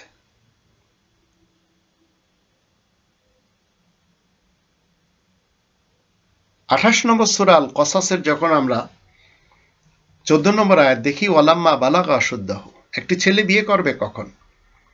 যখন তার স্বপ্নদোষ হবে। তো একটি ছেলে স্বপ্নদোষ যখন প্রথমে হবে, তখন থেকে তার উপরে ইসলাম লাগু হয়, এর পূর্বে না। আর মুহাম্মদ ইবনে আবদুল্লাহ ইবনে আব্দুল মুত্তালিব বিন হাশিম ইসলামকে প্রচার প্রসার করার ব্যাপারে যে কথাগুলি বলেছেন 40-এর পর। তাহলে আপনি যদি তাকে মানেন, 40 বছরে আপনার জন্য রোজা নেই, নামাজ নেই, জাকাত নেই, হজ নেই, কলেমা নেই, কিছু নেই। আবার 25 বছরে আপনি যদি সেই মোহাম্মদ ইবনে আবদুল্লাহকে মানেন, আপনাকে খ্রিস্টান হয়ে সেই রীতিনীতিতে খ্রিস্টান নারীকে বিয়ে করতে হবে। আবার 51 বছর বয়স হলে আপনাকে 6 বছরের কারোর কন্যা শিশুর সাথে বিয়ে করতে হবে। এগুলি তো তার চরিত্র। কিন্তু কোরআনের মোহাম্মদুর রসুল্লাহ ওয়া খাতামান নাবিয়িন এবং তার সঙ্গী সাথীদের চরিত্র তো আমরা শুনলাম। আবার এই লোকটির 5 জন ছেলে, কাসেম, তাহের, তৈয়েব, আবদুল্লাহ, ইব্রাহিম, আবার 4 জন মেয়ে সন্তান রয়েছে, ফাতেমা, রুকাইয়া, উম্মে কুলসুম, জাইনাব। তাদেরও আবার অনেক সন্তান রয়েছে। তো কোরআন মোহাম্মদুর রসুল্লাহর ব্যাপারে কি বলল, যেটি আমরা 33 নম্বর সূরা আল আহজাবের 40 নম্বর আয়াত থেকে জানলাম। মা কানা মুহাম্মাদুন আবা আহাদিম মির রিজালিকুম ওয়ালাকিন রাসূলুল্লাহি ওয়া খাতামান নাবিয়িন ওয়া কানা আল্লাহু বিকুল্লি শাইইন আলিমা। আয়াত প্রচারের কারণে প্রশংসিত মোহাম্মদ তো তোমাদের মধ্যকার কোনো পুরুষের বাবা, দাদা, নানা, পরনা, নানা। এক কথায় তিনি পূর্বপুরুষ না। কিন্তু আরব ইতিহাসের মোহাম্মদ ইবনে আবদুল্লাহ, তিনি এই 9 জন সন্তানের পিতা ছিলেন এবং 21 জন নারীদের স্বামী ছিলেন। এখন তার আবার কিছু ক্যারেক্টার নিয়ে এই শিয়া, সুন্নি এবং সালাফি মুসলমানদের আমরা আবার দেখতে পাই সার্কাস খেলতে। যেমন ধরুন, আমাদের দেশের একজন বিশেষ পণ্ডিত, যাকে আমাদের দেশের অনেকে দেবতা মানে, ডক্টর মিজানুর রহমান আজহারি, তিনি কিছু কথা বলেছেন যেগুলি আবার তার বিপরীত লোকেরা পছন্দ করছে না। তিনি বলেছেন তারাবির নামাজ 8 রাকাত পড়লেও চলবে। বিরোধীরা বলেছে এই জঘন্য ফতোয়া, এই জ্ঞান পাপীর আগে আর কোনো আলেম কখনো দিয়েছেন বলে আমার জানা নেই। তিনি আবার বলেছেন সুন্নাতে মুআক্কাদা নামাজ না পড়লেও কোনো গুনাহ হবে না। ওনার বিপক্ষের লোক বলে চলেছেন, অথচ এমন ফতোয়া কোনো ফাসেক ব্যক্তি ব্যতীত কোনো নিম্নমানের আলেমও এই দেশে দিতে পারে না। আবার তিনি বলেছেন মোহাম্মদ ইবনে আবদুল্লাহ মক্কি জীবনে টেস্ট ইনিংস খেয়েছেন আর মাদানী জীবনে ছক্কা মেরেছেন। বল বাউন্ডারির বাইরে পাঠিয়েছেন। ওনার বিপক্ষের লোকেরা আবার বলছেন, আচ্ছা ভাই আজহারি, আপনি কি মোহাম্মদের জীবনটাকে ক্রিকেট খেলার মাঠ মনে করেছেন নাকি? আবার তিনি বলেছেন মোহাম্মদের বডি ছিল বডি বিল্ডারদের মতো 6 প্যাক। আবার খাদিজার সাথে যখন বিয়ে হয়, তো খাদিজা 3 বারের তালাক খাওয়া বৃদ্ধা মহিলা, তিনি ছিলেন পৌড়া, ইনটেক বা ভার্জিন ছিলেন না। ওনার বিপরীত লোকেরা কি বলে চলেছেন, কোনো হাদিসের কিতাবে খাদিজা এর তালাকের কথা পাওয়া যায়নি, হাদিসে শুধুমাত্র বিধবা কথাটি পাওয়া যায়। তো এইভাবে আমাদের দেশে, এছাড়াও তিনি আবার বলেছেন মোহাম্মদের ব্যাপারে আবেহালা এই শব্দটি ব্যবহার করেছেন। আবার মোহাম্মদের চাচাতো ভাই বা তার মেয়ের জামাই আলী ইবনে আবি তালেবের ব্যাপারে বলেছেন মদ খেয়ে মাতাল হয়ে নামাজে দাঁড়িয়ে মাতলামি করে মাওলা আলী। আবার মোহাম্মদের সঙ্গী সাথীদের ব্যাপারে বলেছেন সাহাবীরা মদ খেয়ে নামাজে দাঁড়িয়ে সূরা ভুল পড়তেন। আবার তিনি ফেরাউনকে চাচা বলে ডেকেছেন। মুসলমান ছেলে ইহুদি এবং খ্রিস্টান মেয়েদের মুসলমান না হলেও বিয়ে করতে পারবে, সেটিও বলেছেন। কাজা নামাজ বলতে কিছু নেই, সেটিও বলেছেন। আমরা যারা ওমরি কাজা বলি, এটা আসলে তেমন কিছু না, এটাও তিনি বলেছেন। এটা তওবা করলেই হয়ে যাবে। নামাজে কোরআন শরীফ দেখে পড়া যাবে।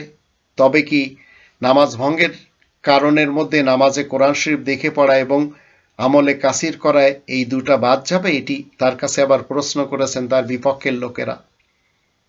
রিকশা চালক তথা দিন মজুরদের জন্য রোজা না রাখলেও চলবে। অনেকে বলেছেন এটা হাস্যকর ফতোয়া।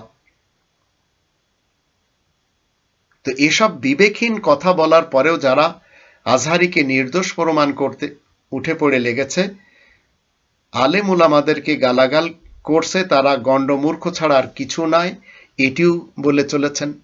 তো আমি আপনাদেরকে কোরআনের মোহাম্মদুর রসুল্লাহ ওয়া খাতামান নাবিয়িনকে নিয়ে যা কিছু তুলে ধরলাম, এর বিপরীত ইতিহাসের মোহাম্মদ ইবনে আবদুল্লাহ ইবনে আব্দুল মুত্তালিব বিন হাশেম, যাকে প্রমোট করে চলেছে আমাদের দেশেই 118 জন এই উলামায়ে কুফফার। মনে রাখবেন, এই কনস্টিটিউশন যদি আপনার ঘরে থাকে আর আপনি যদি মুসলমান শিয়া, সুন্নি কিংবা সালাফি হন,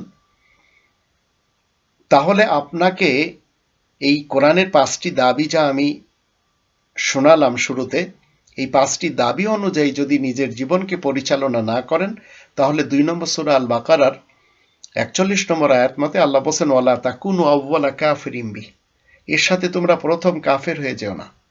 তো আউয়াল কাফের হতে গেলে, প্রথম কাফের হতে গেলে আপনাকে এই কোরআনের সাথে পরিচয় করিয়ে দিবে। আপনাকে জানতে হবে যে কোরআন একটি রব্বানি কালাম। এই কালামুল্লাহ আপনার ঘরে থাকার পর যখন এই কালামুল্লাহকে ছেড়ে আপনি ধর্ম শিখার জন্য আর আপনাদের কথা ইসলাম শিখার জন্য বিভিন্ন স্টেশনে, বিভিন্ন প্যান্ডেলে বা বিভিন্ন স্থানে যাবেন, তখন আপনি হবেন প্রথম শ্রেণীর কাফের। আর যাদের কাছে কোরআন নেই, ইহুদি, খ্রিস্টান, জারেতুস্তি, আশরাকু, হিন্দু, বৌদ্ধ, শিখ, এরা হচ্ছে দ্বিতীয় শ্রেণীর কাফের এবং নাস্তিক সমাজ। 40 নম্বর সূরা মুমিনের 82 নম্বর আয়াতে আল্লাহ বলেন, আফালাম ইয়াসিরু ফিল আরদ ফায়ানজুরু কাইফা কানা আকিবাতুল লাযিনা মিন ক্বাবলিহিম কানু আকসারা মিনহুম ওয়া আশাদ্দা কুওয়া ওয়া আসারান ফিল আরদি ফামা আগনা আনহুম মা কানু ইয়াকসিবুন।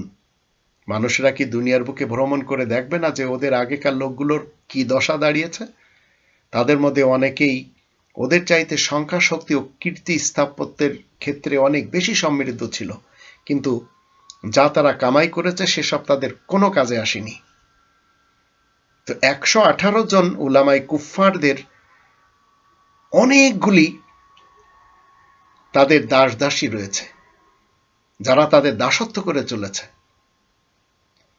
এরা আবার যার দাসত্ব কবুল করেছে অন্যের দিকে যাবে না, যেমন চরমোনাইয়ের লোকেরা যাবে না শর্ষিনার দিকে, হিজবুত তাওহীদের লোকেরা যাবে না হিজবুত তাহরিরে। ঠিক এইভাবে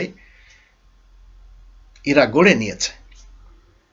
83 আয়াতে বলা হচ্ছে, ফালাম্মা জাআতহুম রুসুলুহুম বিল বায়িনাত ফারিহু বিমা ইনদাহুম মিনাল ইলম ওয়া হাকা বিমা কানু বিহি ইস্তাহজিউন।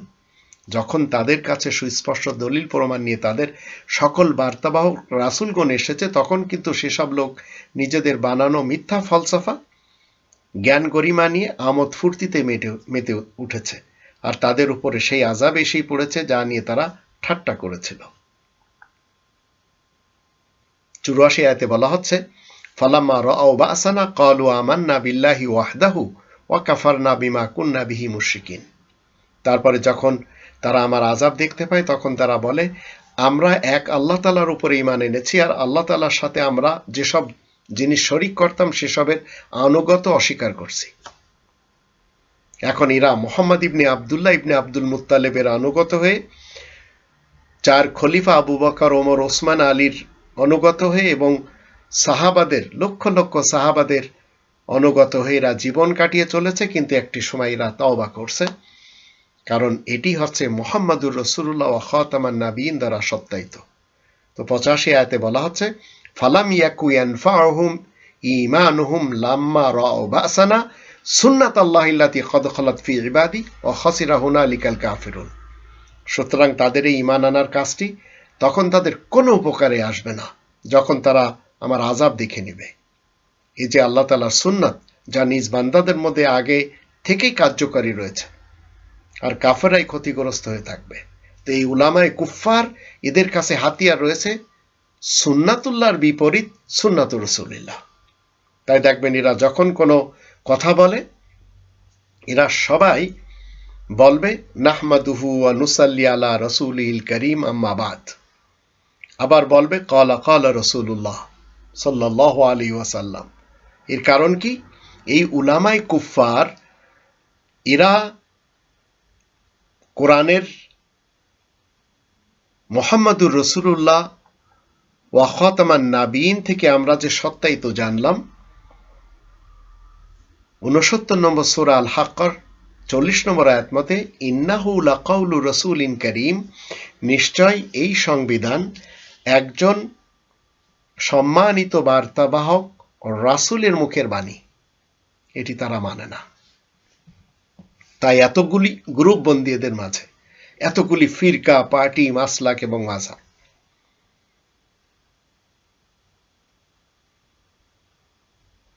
কোরআন যখন যখন আপনি প্রচার করতে যাবেন, তখন তখন এরাই এই রাস্তায় এসে দাঁড়াবে। এরা সামনে থেকে, পিছন থেকে, ডান থেকে, বাম থেকে দাঁড়িয়ে আমাদের দেশের 18 কোটি মানুষকে কোরআনের দিকে আসতে দেবে না। আর আমাদের আবু সাইদ খান সাহেব কি চাচ্ছেন? যে আমাদের দেশের সন্তানেরা কোরআনের আদর্শে বড় হোক, এরা মানুষের জন্য কল্যাণকর হয়ে কাজ করুক।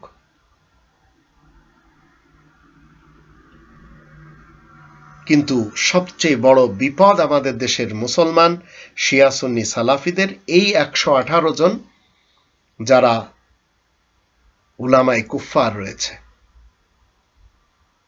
এরা মানুষের কাছ থেকে ভিক্ষাবৃত্তি করে, ধর্মের নামে মানুষের কাছে হাত পাতে, আর এই টাকা দিয়ে এরা নিজেদের সংসার চালায়। এরা কেউ কাজ করে খায় না।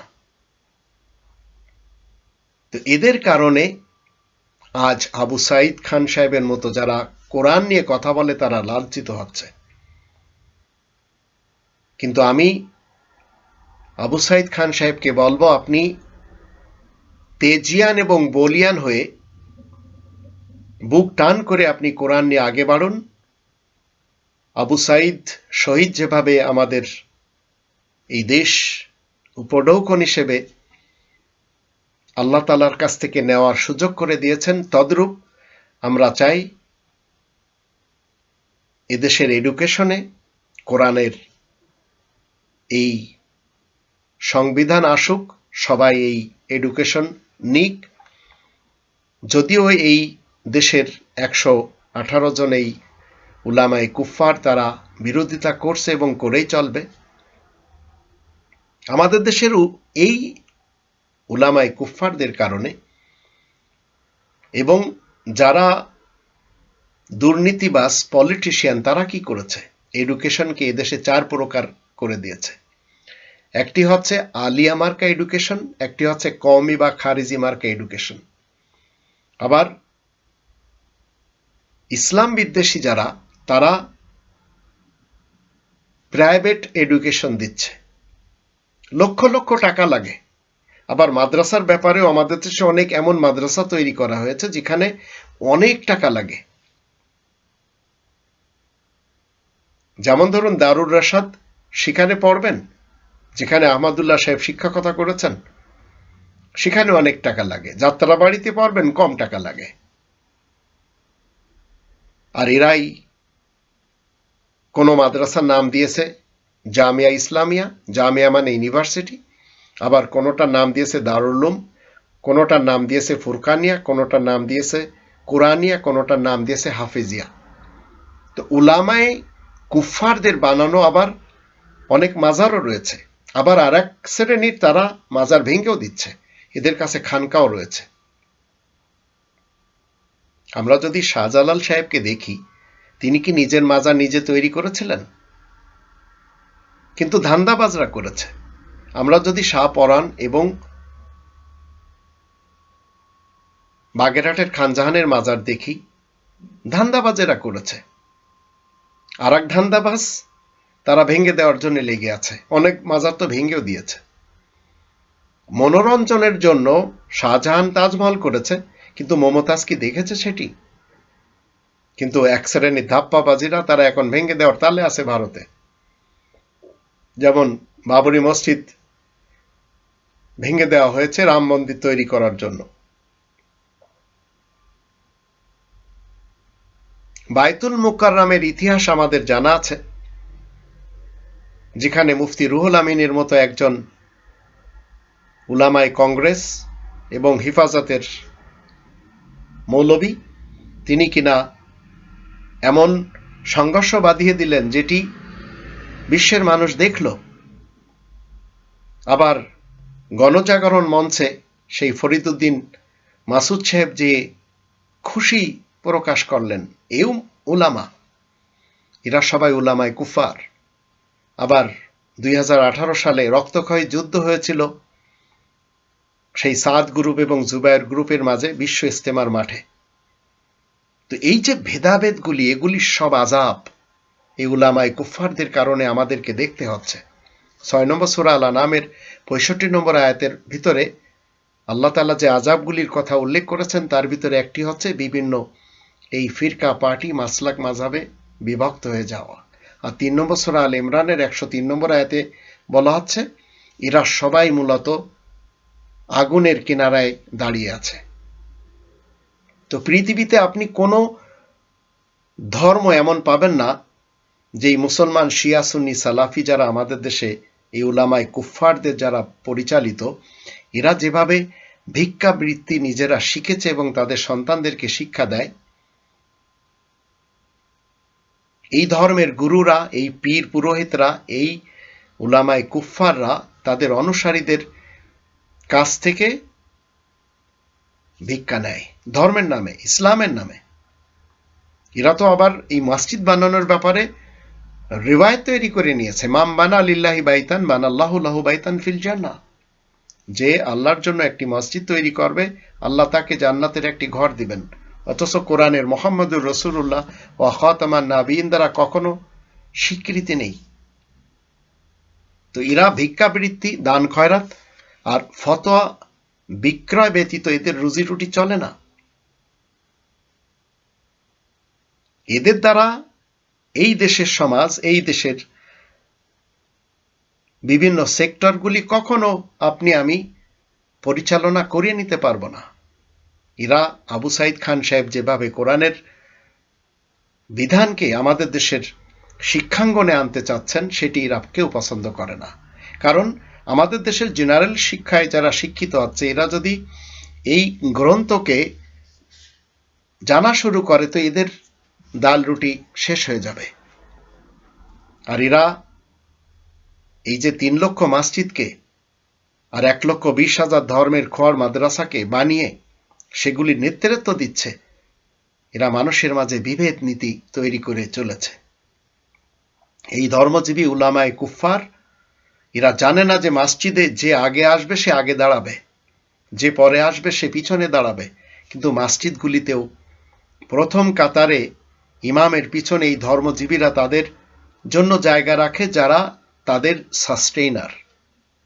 অথচ আমরা শুনেছি একই সফ মে খড়ে হো গে মাহমুদ ও ইয়াজ, না কোই বান্দা রাহা না কোই বান্দা নওয়াজ।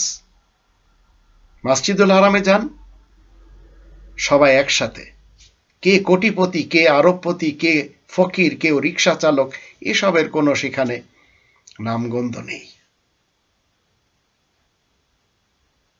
আমাদের দেশের মানুষদেরকে যেভাবে অতীতে হিন্দু সমাজের ব্রাহ্মণেরা গজাল মাছের পূজা করার বিধান শিখিয়েছিল, ঠিক সেই একই কায়দায় শাহজালালের পুকুরে গজাল মাছ ছেড়ে দিয়ে সেখানে যদি মারা যেত, সেই গজাল মাছকে কাফন পরিয়ে, জানাজা পড়িয়ে দাফন করা হতো। এই ইতিহাসও আমাদের দেশের লোক দেখেছে। কাদের জন্য? এই ধর্মের উলামায়ে কুফফারদের কারণে। তো এই বাংলাদেশের 18 কোটি মানুষ কোনো না কোনোভাবে এই জিন্দা মৌলবীদের পূজা দেয়।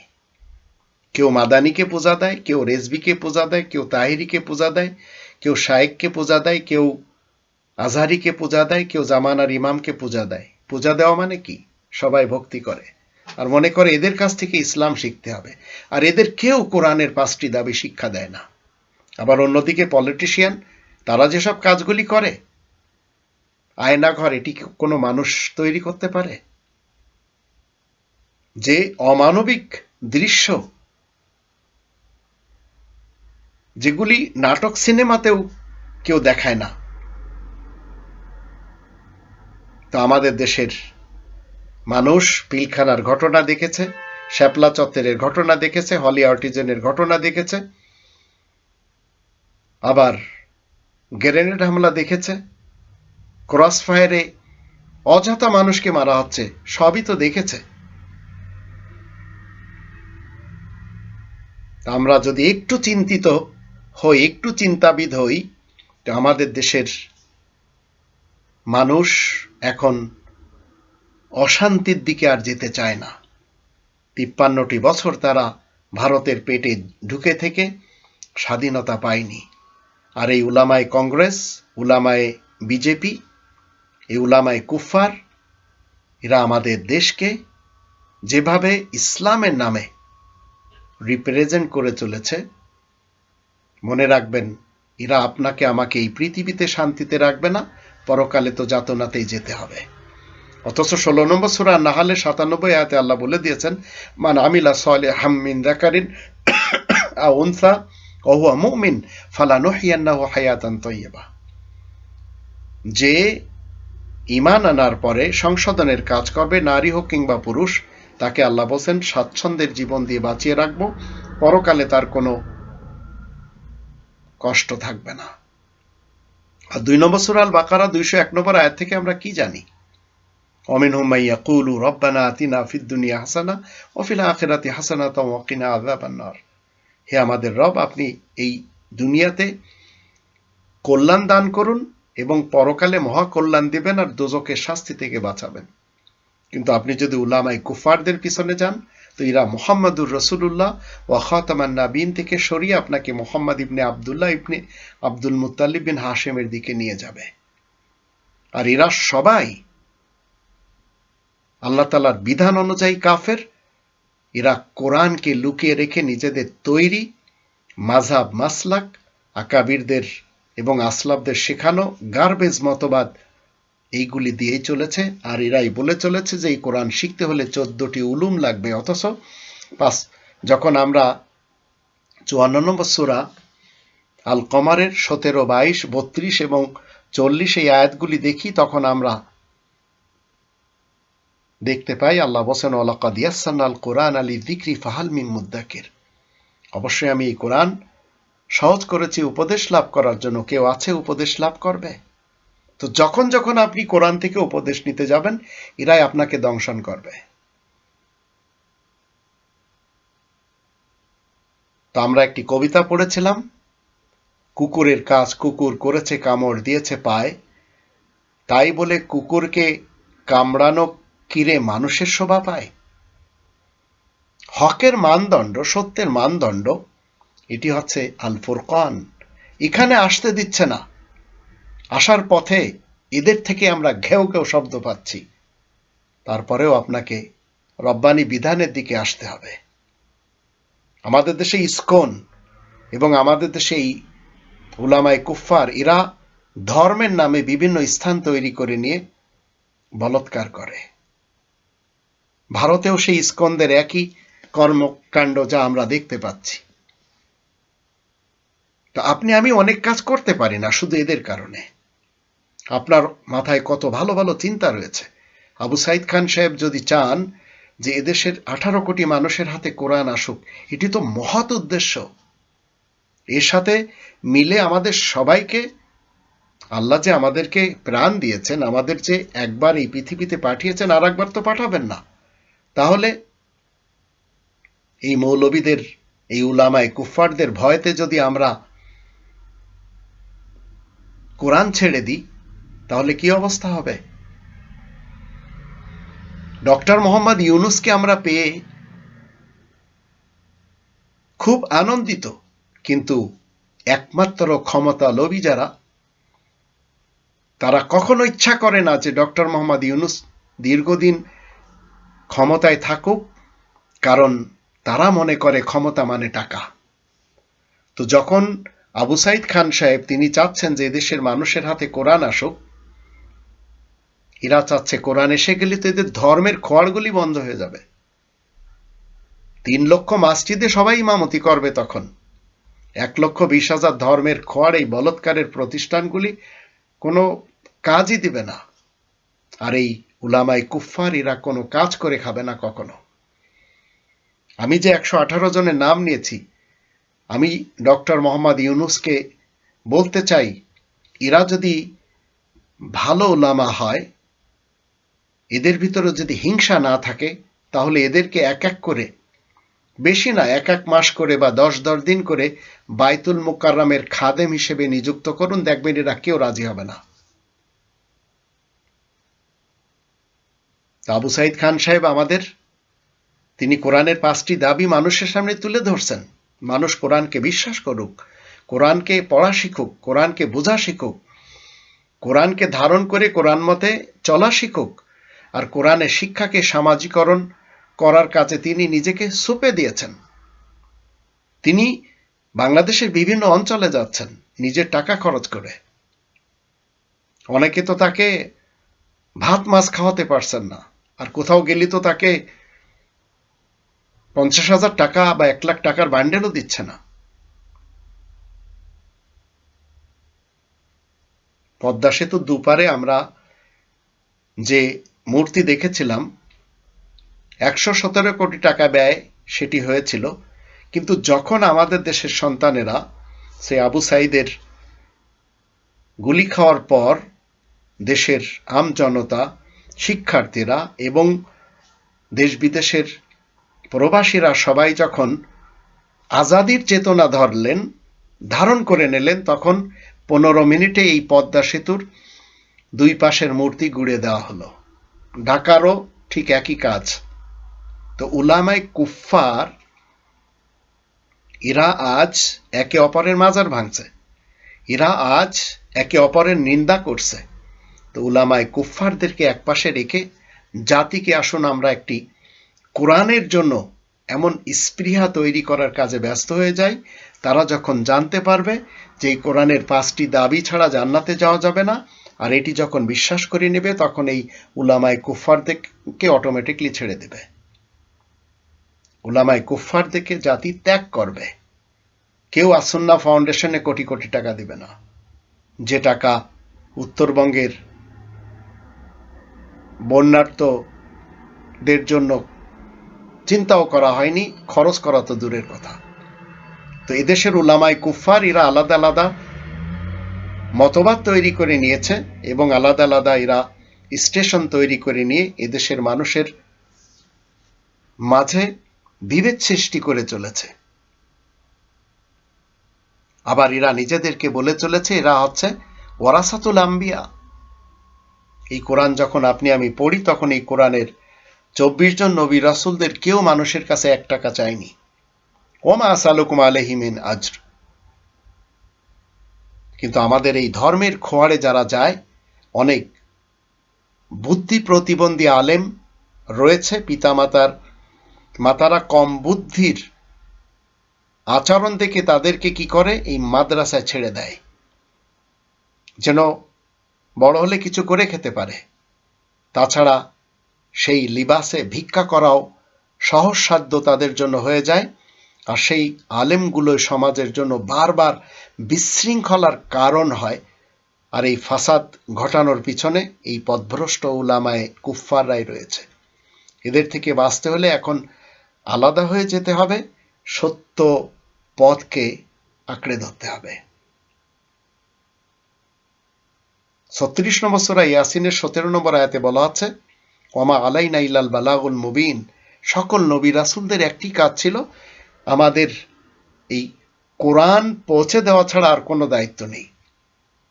12 নম্বর সূরা ইউসুফের 108 নম্বর আয়াতে বলা হচ্ছে, কুল হাযিহি সাবিলি আদউ ইলাল্লাহ আলা বাসীরাতিন আনা ওয়া মান ইত্তাবা'আনি ওয়া সুবহানাল্লাহি ওয়া মা আনা মিনাল মুশরিকিন। তুমি ঘোষণা করে দাও, এই কোরআন তো হচ্ছে আমার পথ, আমি জেনে শুনে আল্লাহ তাআলার দিকে আহ্বান জানাচ্ছি। আমি নিজে আর আমার যারা অনুসরণ করে চলেছে তারাও আল্লাহ তাআলাই যে সুবহান, আমি অংশীবাদী মুশরিকদের অন্তর্ভুক্ত নই। তো মনে রাখবেন, কোরআনের বাইরে কোথাও ইসলাম নেই। যদি আমরা কেউ মনে করি কোরআনের বাইরে ইসলাম রয়েছে, তো কোরআনের বাইরে ইসলাম বলতে কিছু নেই। কোরআন সমর্থন করলে আপনি যখন কোরআন মতে চলবেন, সেটি হবে ইসলাম, আর সেটি হবে আপনার ইসলামিক লাইফ। আপনাকে তখন ইসলামী ব্যাংক, ইসলামী ইন্স্যুরেন্স এসব কিছু খুলতে হবে না, কারণ আপনি সব জায়গায় ইনসাফের কাজ করে চলবেন। যে দেশের মানুষ সুস্বাদু খাবার খাওয়ার জন্য বিভিন্ন রং মিশিয়ে দেয়, বিভিন্ন জিনিস বিক্রি করার জন্য ফরমালিন মেশায়, সেই মুসলমানদেরকে আপনি কোরআনের পথে কিভাবে আনবেন? তো ধর্মজীবী উলামায়ে কুফার, এদের ধর্মগুলি ঠিক ইন্স্যুরেন্সের মতো, এদের যত লাভ সবই মরার পরে, বেঁচে থাকতে কানাকড়িও নেই। আর এই মৌলবীদের একটা টুপির ব্যাপারে, দাড়ি রাখার ব্যাপারে, বেশভূষা পরার ব্যাপারে, পাগড়ি বলেন, জোরে আমিন বলেন, আস্তে আমিন বলেন, এদের কারোর কোনো জায়গায় মতবিরোধ ছাড়া ঐক্য নেই।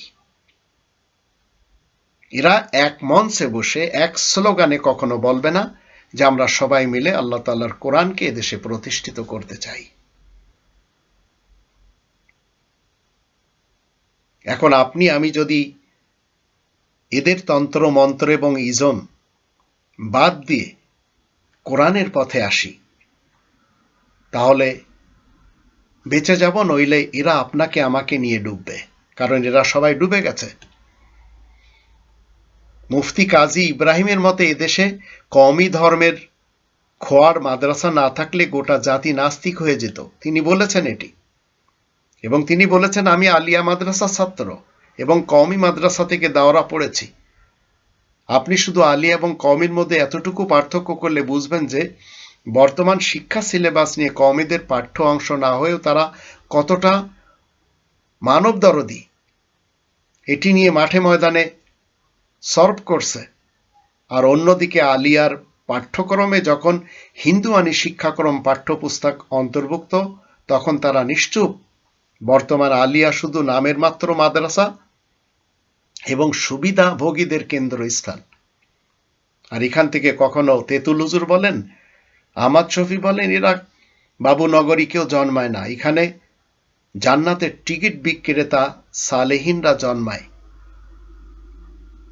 চিন্তা করেন এই কথা কাজী ইব্রাহিমের।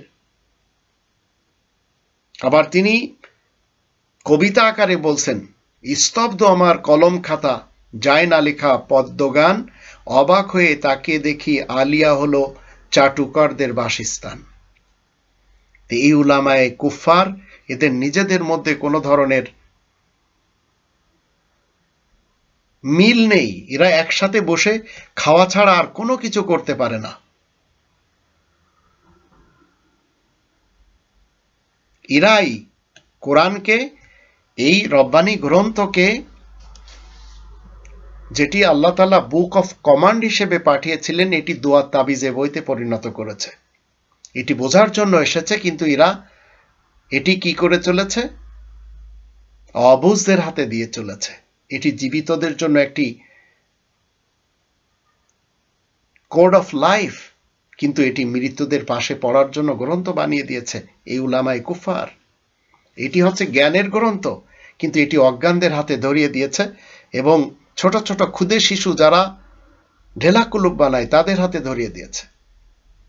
আর তাদেরকে মাতৃভাষায় পড়তে দেয় না, কোরআনের 5টি দাবি শিক্ষাই দেয় না।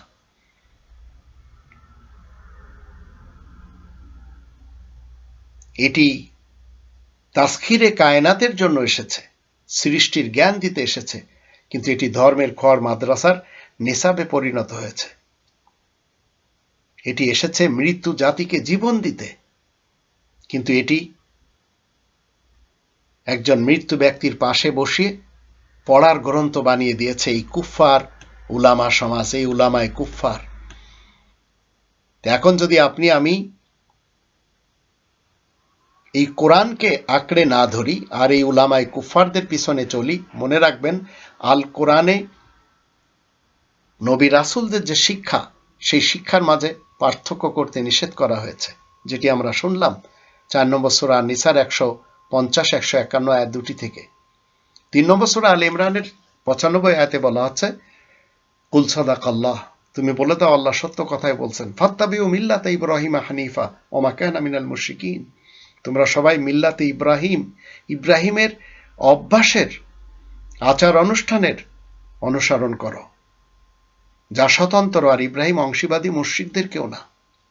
তো কোরআন যখন আতিউল্লাহ আতিউর রসুল বলে 4 নম্বর সূরা নিসার 80 নম্বর আয়াতে, এর অর্থ হলো আল্লাহর অনুগত যদি কেউ করে সে রাসূলের অনুগত করলো, সে যদি কেউ রবের রাসূলের অনুগত করে সে আল্লাহর অনুগত করলো। আল্লাহ স্পেসিফিক কোরআনের বাহিরের কোনো রাসূলের অনুগত করতে বলেননি, কিন্তু এই উলামায়ে কুফফার এরা আরব ইতিহাস থেকে মুহাম্মদ ইবনে আবদুল্লাহকে রাসূলুল্লাহ বানিয়েছে, নবিউল্লাহ বানিয়েছে, আখিরি রাসূল, আখিরি নবী বানিয়েছে এবং বিশ্বনবী বানিয়েছে, যার সমর্থনে কোরআনের একটি আয়াত নেই। তাহলে কার কথায় আমরা মুহাম্মদ ইবনে আবদুল্লাহকে অনুসরণ করে চলেছি? এটা আমাদের ধৃষ্টতা। আল্লাহ তাআলার নির্দেশ অনুযায়ী ইব্রাহিম নবী হবেন, ইব্রাহিম রাসূল হবেন আমাদের অনুসরণীয়। তাই ইব্রাহিমের জীবন ব্যবস্থা কি ও কেমন সেটাই আমাদের জানতে হবে কোরআন থেকে। কিভাবে নামাজ, রোজা, হজ, যাকাত, কলেমা এগুলি সব পাঠ করতে হবে এবং আমল করতে হবে, কোরআন বলে দেবে। আর অতি দ্রুতই সেটি আমাদের জানা প্রয়োজন। আর কোরআন হবে মূল গবেষণার গ্রন্থ। ইব্রাহিম রাসূলের জীবন ব্যবস্থা কি ছিল এবং কেমন ছিল, যে বা যারা এটা বুঝতে পারবে তারাই হবে সৎপথ এবং মুক্তিপ্রাপ্ত দল। আপনার এই জীবনে অভিনয় করতে হবে 24 জন নবী রাসূলদের, এরপরেও আপনি সালেহীন, শুহাদা এবং সিদ্দিকিনদের অনুসরণ করতে পারেন। কোরআন এটি হচ্ছে এমন একটি গ্রন্থ যেটি নিয়ে আমরা গবেষণা করতে পারি, যারা করবে না তাদের হৃদয়ে তালা লাগানো রয়েছে। প্রমাণ 4 নম্বর সূরা নিসার 82 নম্বর আয়াত এবং 47 নম্বর সূরা মুহাম্মাদের 24 নম্বর আয়াত। কেন মুসলমান, শিয়া, সুন্নি এবং সালাফিদের জন্য আমাদেরকে জীবন দিতে হবে? কেন মুহাম্মদ ইবনে আবদুল্লাহকে মেনে চলতে হবে? কেন 4 মাযহাবের 4 ইমামকে মানতে হবে? কেন হাদিসের পণ্ডিত ইমাম বুখারী বলেন, মোহাম্মদ ইয়াকুব আল কুলাইনি বলেন, ভারতের গোলাম আহমদ কাদিয়ানি, এদেরকে কেন মানতে হবে? বাংলাদেশের বায়েজিদ খান পন্নী, এদেরকে কেন আপনি মানতে যাবেন? এদের মানলেন তো আপনি শিরিক করলেন। স্থানকাল পাত্র হিসেবে যখন আমরা কোরআন পড়ি তখন আমরা কোরআন থেকে কিছু কথা আছে জাতির জন্য, কিছু ব্যবসায়ীদের জন্য, কিছু বিচারকদের জন্য, কিছু দেশ পরিচালকদের জন্য, কিছু বিজ্ঞানীদের জন্য, কিছু নারীদের জন্য, কিছু পুরুষদের জন্য, কিছু বর্তমান চলিতকালের 900 কোটি মানুষের জন্য, কিছু পরবর্তী যুগের লোকদের জন্য। সব কথা সবার জন্য নয়। যার যার মতো করে কোরআনের দোহাই দিয়ে পণ্ডিত হওয়ার, পীর হওয়ার, জামানার ইমাম হওয়ার, বক্তা হুজুর হওয়ার, নেতা হওয়ার নেশায় নিজে কোরআন না মেনে, এই যে 5টি দাবি রয়েছে, কোরআনের 5টি দাবি উপেক্ষা করে যদি আপনি মনে করেন যে আপনি সৎ পথে রয়েছেন, সত্য পথে রয়েছেন, যেমন হিজবুত তাওহীদের জামানার ইমাম বলে চলেছে, আল্লাহ তাআলার মনোনীত হিদায়াতপ্রাপ্ত আন্দোলন হচ্ছে এটি। আবার তাকে যখন প্রশ্ন করা হচ্ছে যে ঈসা নবী যদি কিয়ামতের পূর্বে আসে তো তার সাথে যোগ দিবে কিনা, তো এদের মতবাদ বলেন, যখন আমরা দেখি মালহামার মতবাদ, গাজওয়া হিন্দের মতবাদ, দাজ্জালের মতবাদ, ইমাম মেহদির মতবাদ, ঈসা এসে তৌহিদ প্রচারের মতবাদ, মাহাদির সেনাপতি হওয়ার মতবাদ নিয়ে এরা বসে আছে। অথচ কোরআনের 64 নম্বর সূরা আর তাগাবুনের 2 নম্বর আয়াত মতে আল্লাহ তাআলা একদলকে মুমিন আর একদলকে কাফের হিসেবে দেখছেন। তো এরা সবাই বসে আছে এবং হোসেন মোহাম্মদ সেলিমের কথা মতে হয়তো তার জামানায় ইমাম মেহেদী আসলে এবং ঈসা আসলে দেখা মিলবে। তো এই ধরনের কথা গোলমোল এই উলামায়ে কুফফারদের কাছে আমরা পাই। মনে রাখবেন, আল্লাহ রাব্বুল আলামিন আপনাকে আমাকে নিজেই শপথ করে বলছেন অবশ্যই কোরআনের ব্যাপারে, এই গ্রন্থের ব্যাপারে, এই কনস্টিটিউশনের ব্যাপারে জিজ্ঞাসা করবেন। কোরআনের 5টি দাবি যারা মেনে চলবে তারা বেঁচে যাবে, যারা মেনে চলবে না তারা সবাই এই কালে বিপদে পড়ে আছে, পরকালে মহা বিপদে পড়বে। আর যারা নায়েবে রাসূলের দাবিদার, আম্বিয়াদের ওয়ারিস হওয়ার দাবিদার, এদের পিছনে যারা চলবে, এদের সকলের বিরুদ্ধে রবের রাসূল বিশেষ বার্তাবাহক আল্লাহ তাআলার কাছে এদের সকলের বিরুদ্ধে নালিশ করবেন, মামলা করবেন। আর সেটি কিভাবে? 43 নম্বর সূরা আয-যুখরুফের 43 এবং 44 আয়াত দুটিতে বলা হচ্ছে, ফাস্তামসিক বিল্লাযী উহিয়া ইলাইকা ইন্নাকা আলা সিরাতিম মুস্তাকিম ওয়া ইন্নাহু লাযিকরুল লাকা ওয়া লিকওমিকা ওয়া সাওফা তুসআলুন। সুতরাং তুমি কোরআনকে আঁকড়ে ধরো যা তোমার কাছে ওহীযোগে নাজিল করা হয়েছে, নিশ্চয় তুমি সুপ্রতিষ্ঠিত পথের উপরে রয়েছ। এই বিশেষ স্মরণ কোরআন তোমার এবং তোমার কওমের জন্য বড়ই মর্যাদাপূর্ণ। শীঘ্রই তোমাদের সবার সাথে এ নিয়ে জিজ্ঞাসাবাদ করা হবে। তো আপনি যদি এই 118 জন উলামায়ে কুফফারদের পিছনে যান তো আপনারা ফেঁসে যাবেন। কারণ আপনাদের বিরুদ্ধে যে নালিশ হবে 25 নম্বর সূরা আল ফুরকানের 26 থেকে 30 আয়াতগুলিতে বলা আছে, আল মুলকু ইয়াওমা ইযিনিল হাক্কু লির রহমান ওয়া কানা ইয়াওমান আলাল কাফিরিনা আসীরা। সেদিনকার আধিপত্য সত্যই রহমানের জন্য, আর আয়াত গোপনকারী কাফেরদের জন্য সেই দিনটি বড়ই দুর্বিষহ কঠিন হয়ে পড়বে। আর 27 আয়াতে বলা হচ্ছে, ওয়ায়ামা ইয়াউদ্দু যালিমু আলা ইয়াদাইহি ইয়াকুলু ইয়া লাইতানি ইত্তাখাযতু মা'আর রাসূলি সাবিলা। আর সেদিন অত্যাচারী জালিম লোক নিজের হাত দুটি কামড়াতে থাকবে আর বলবে, হাই পোড়া কপাল, আমি যদি বিশেষ বার্তাবাহক রাসূলের সাথে পথ চলতে পারতাম। 28 আয়াতে বলা হচ্ছে, ইয়া ওয়াইলাতা লাইতানি লাম আত্তাখিজ ফুলানান খালিলা। হাই পোড়া কপাল আমার, যদি অমুক লোকটিকে বন্ধু হিসেবে গ্রহণ নাই করতাম। এই অমুক লোক একে একে আমাদের দেশের এই মুহূর্তে 118 জন। কারণ লাকাদ আদাল্লানি আনি যিকরি বা'দা ইয জানি ওয়া কানা শাইতানু লিল ইনসানি খাজুলা। এরাই তো আমাকে বিশেষ স্মরণ কোরআন থেকে বিভ্রান্ত করে ফেলেছে আমার কাছে তা পৌঁছানোর পরে। আর শয়তান তথা ব্যক্তিত্বের চাহিদা মানুষকে ঠিক সময় মতোই ধোঁকা দিয়ে থাকে। ওয়াকাল আর রাসূলু, আর বিশেষ বার্তাবাহক রাসূল কি বলবে, ইয়া রব্বি, হে আমার রব, ইন্না কওমি ইত্তাখাযু হাযাল কুরআনা মাহজুরা।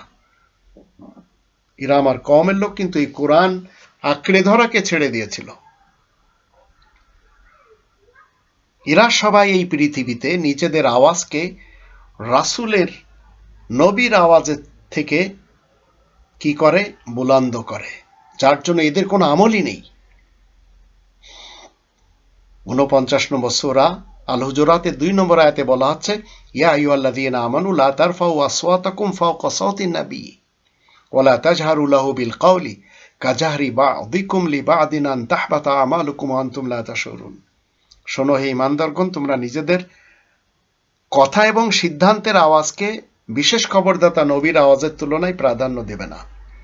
যেভাবে নিজেদের মধ্যে খোলাখুলিভাবে জোরে বলে থাকো, নইলে হয়তো তোমাদের সব কাজ বরবাদ হয়ে যাবে আর তোমরা তার টেরও পাবে না। আর এদের জন্যই 18 নম্বর সূরা আল কাহফের 105 নম্বর আয়াতে বলা আছে, উলাইকাল্লাযীনা কাফারু বিআয়াতি রাব্বিহিম ফাহাবিতাত আ'মালুহুম ফালা নুকিমু লাহুম ইয়াওমাল কিয়ামাতি ওয়াজনা। তারাই তো সেই দল যারা নিজেদের রবের আয়াতসমূহ আর রবের সাথে যে সাক্ষাৎ হবে সে কথা অমান্য করেছে। সুতরাং তাদের কাজকর্ম বরবাদ হয়ে গেছে, তাই তো কিয়ামতের দিন তাদের জন্য মোটেই কোনো ওজন কায়েম করা হবে না। আর এদেরকে যখন জান কবজ করা হবে তখন এদের বলা হবে 6 নম্বর সূরা আল আনামের 93 আয়াত মতে, ওয়ালাউ তারা ইযিয যালিমুন ফি গামারাতিল মাউত ওয়াল মালাইকাতু বাসিতু আইদিহিম আখরিজু আনফুসাকুম। মৃত্যুর যন্ত্রণার অস্থির অবস্থায় যদি তুমি এই অপরাধীকে দেখো, জমিনী শক্তিসমূহ মালাইকা হাত বাড়িয়ে বলবে, তোমরা নিজেরাই বের করে দাও নিজেদের প্রাণ। আজকে তোমাদের জন্য চরম অপমানজনক শাস্তি রয়েছে।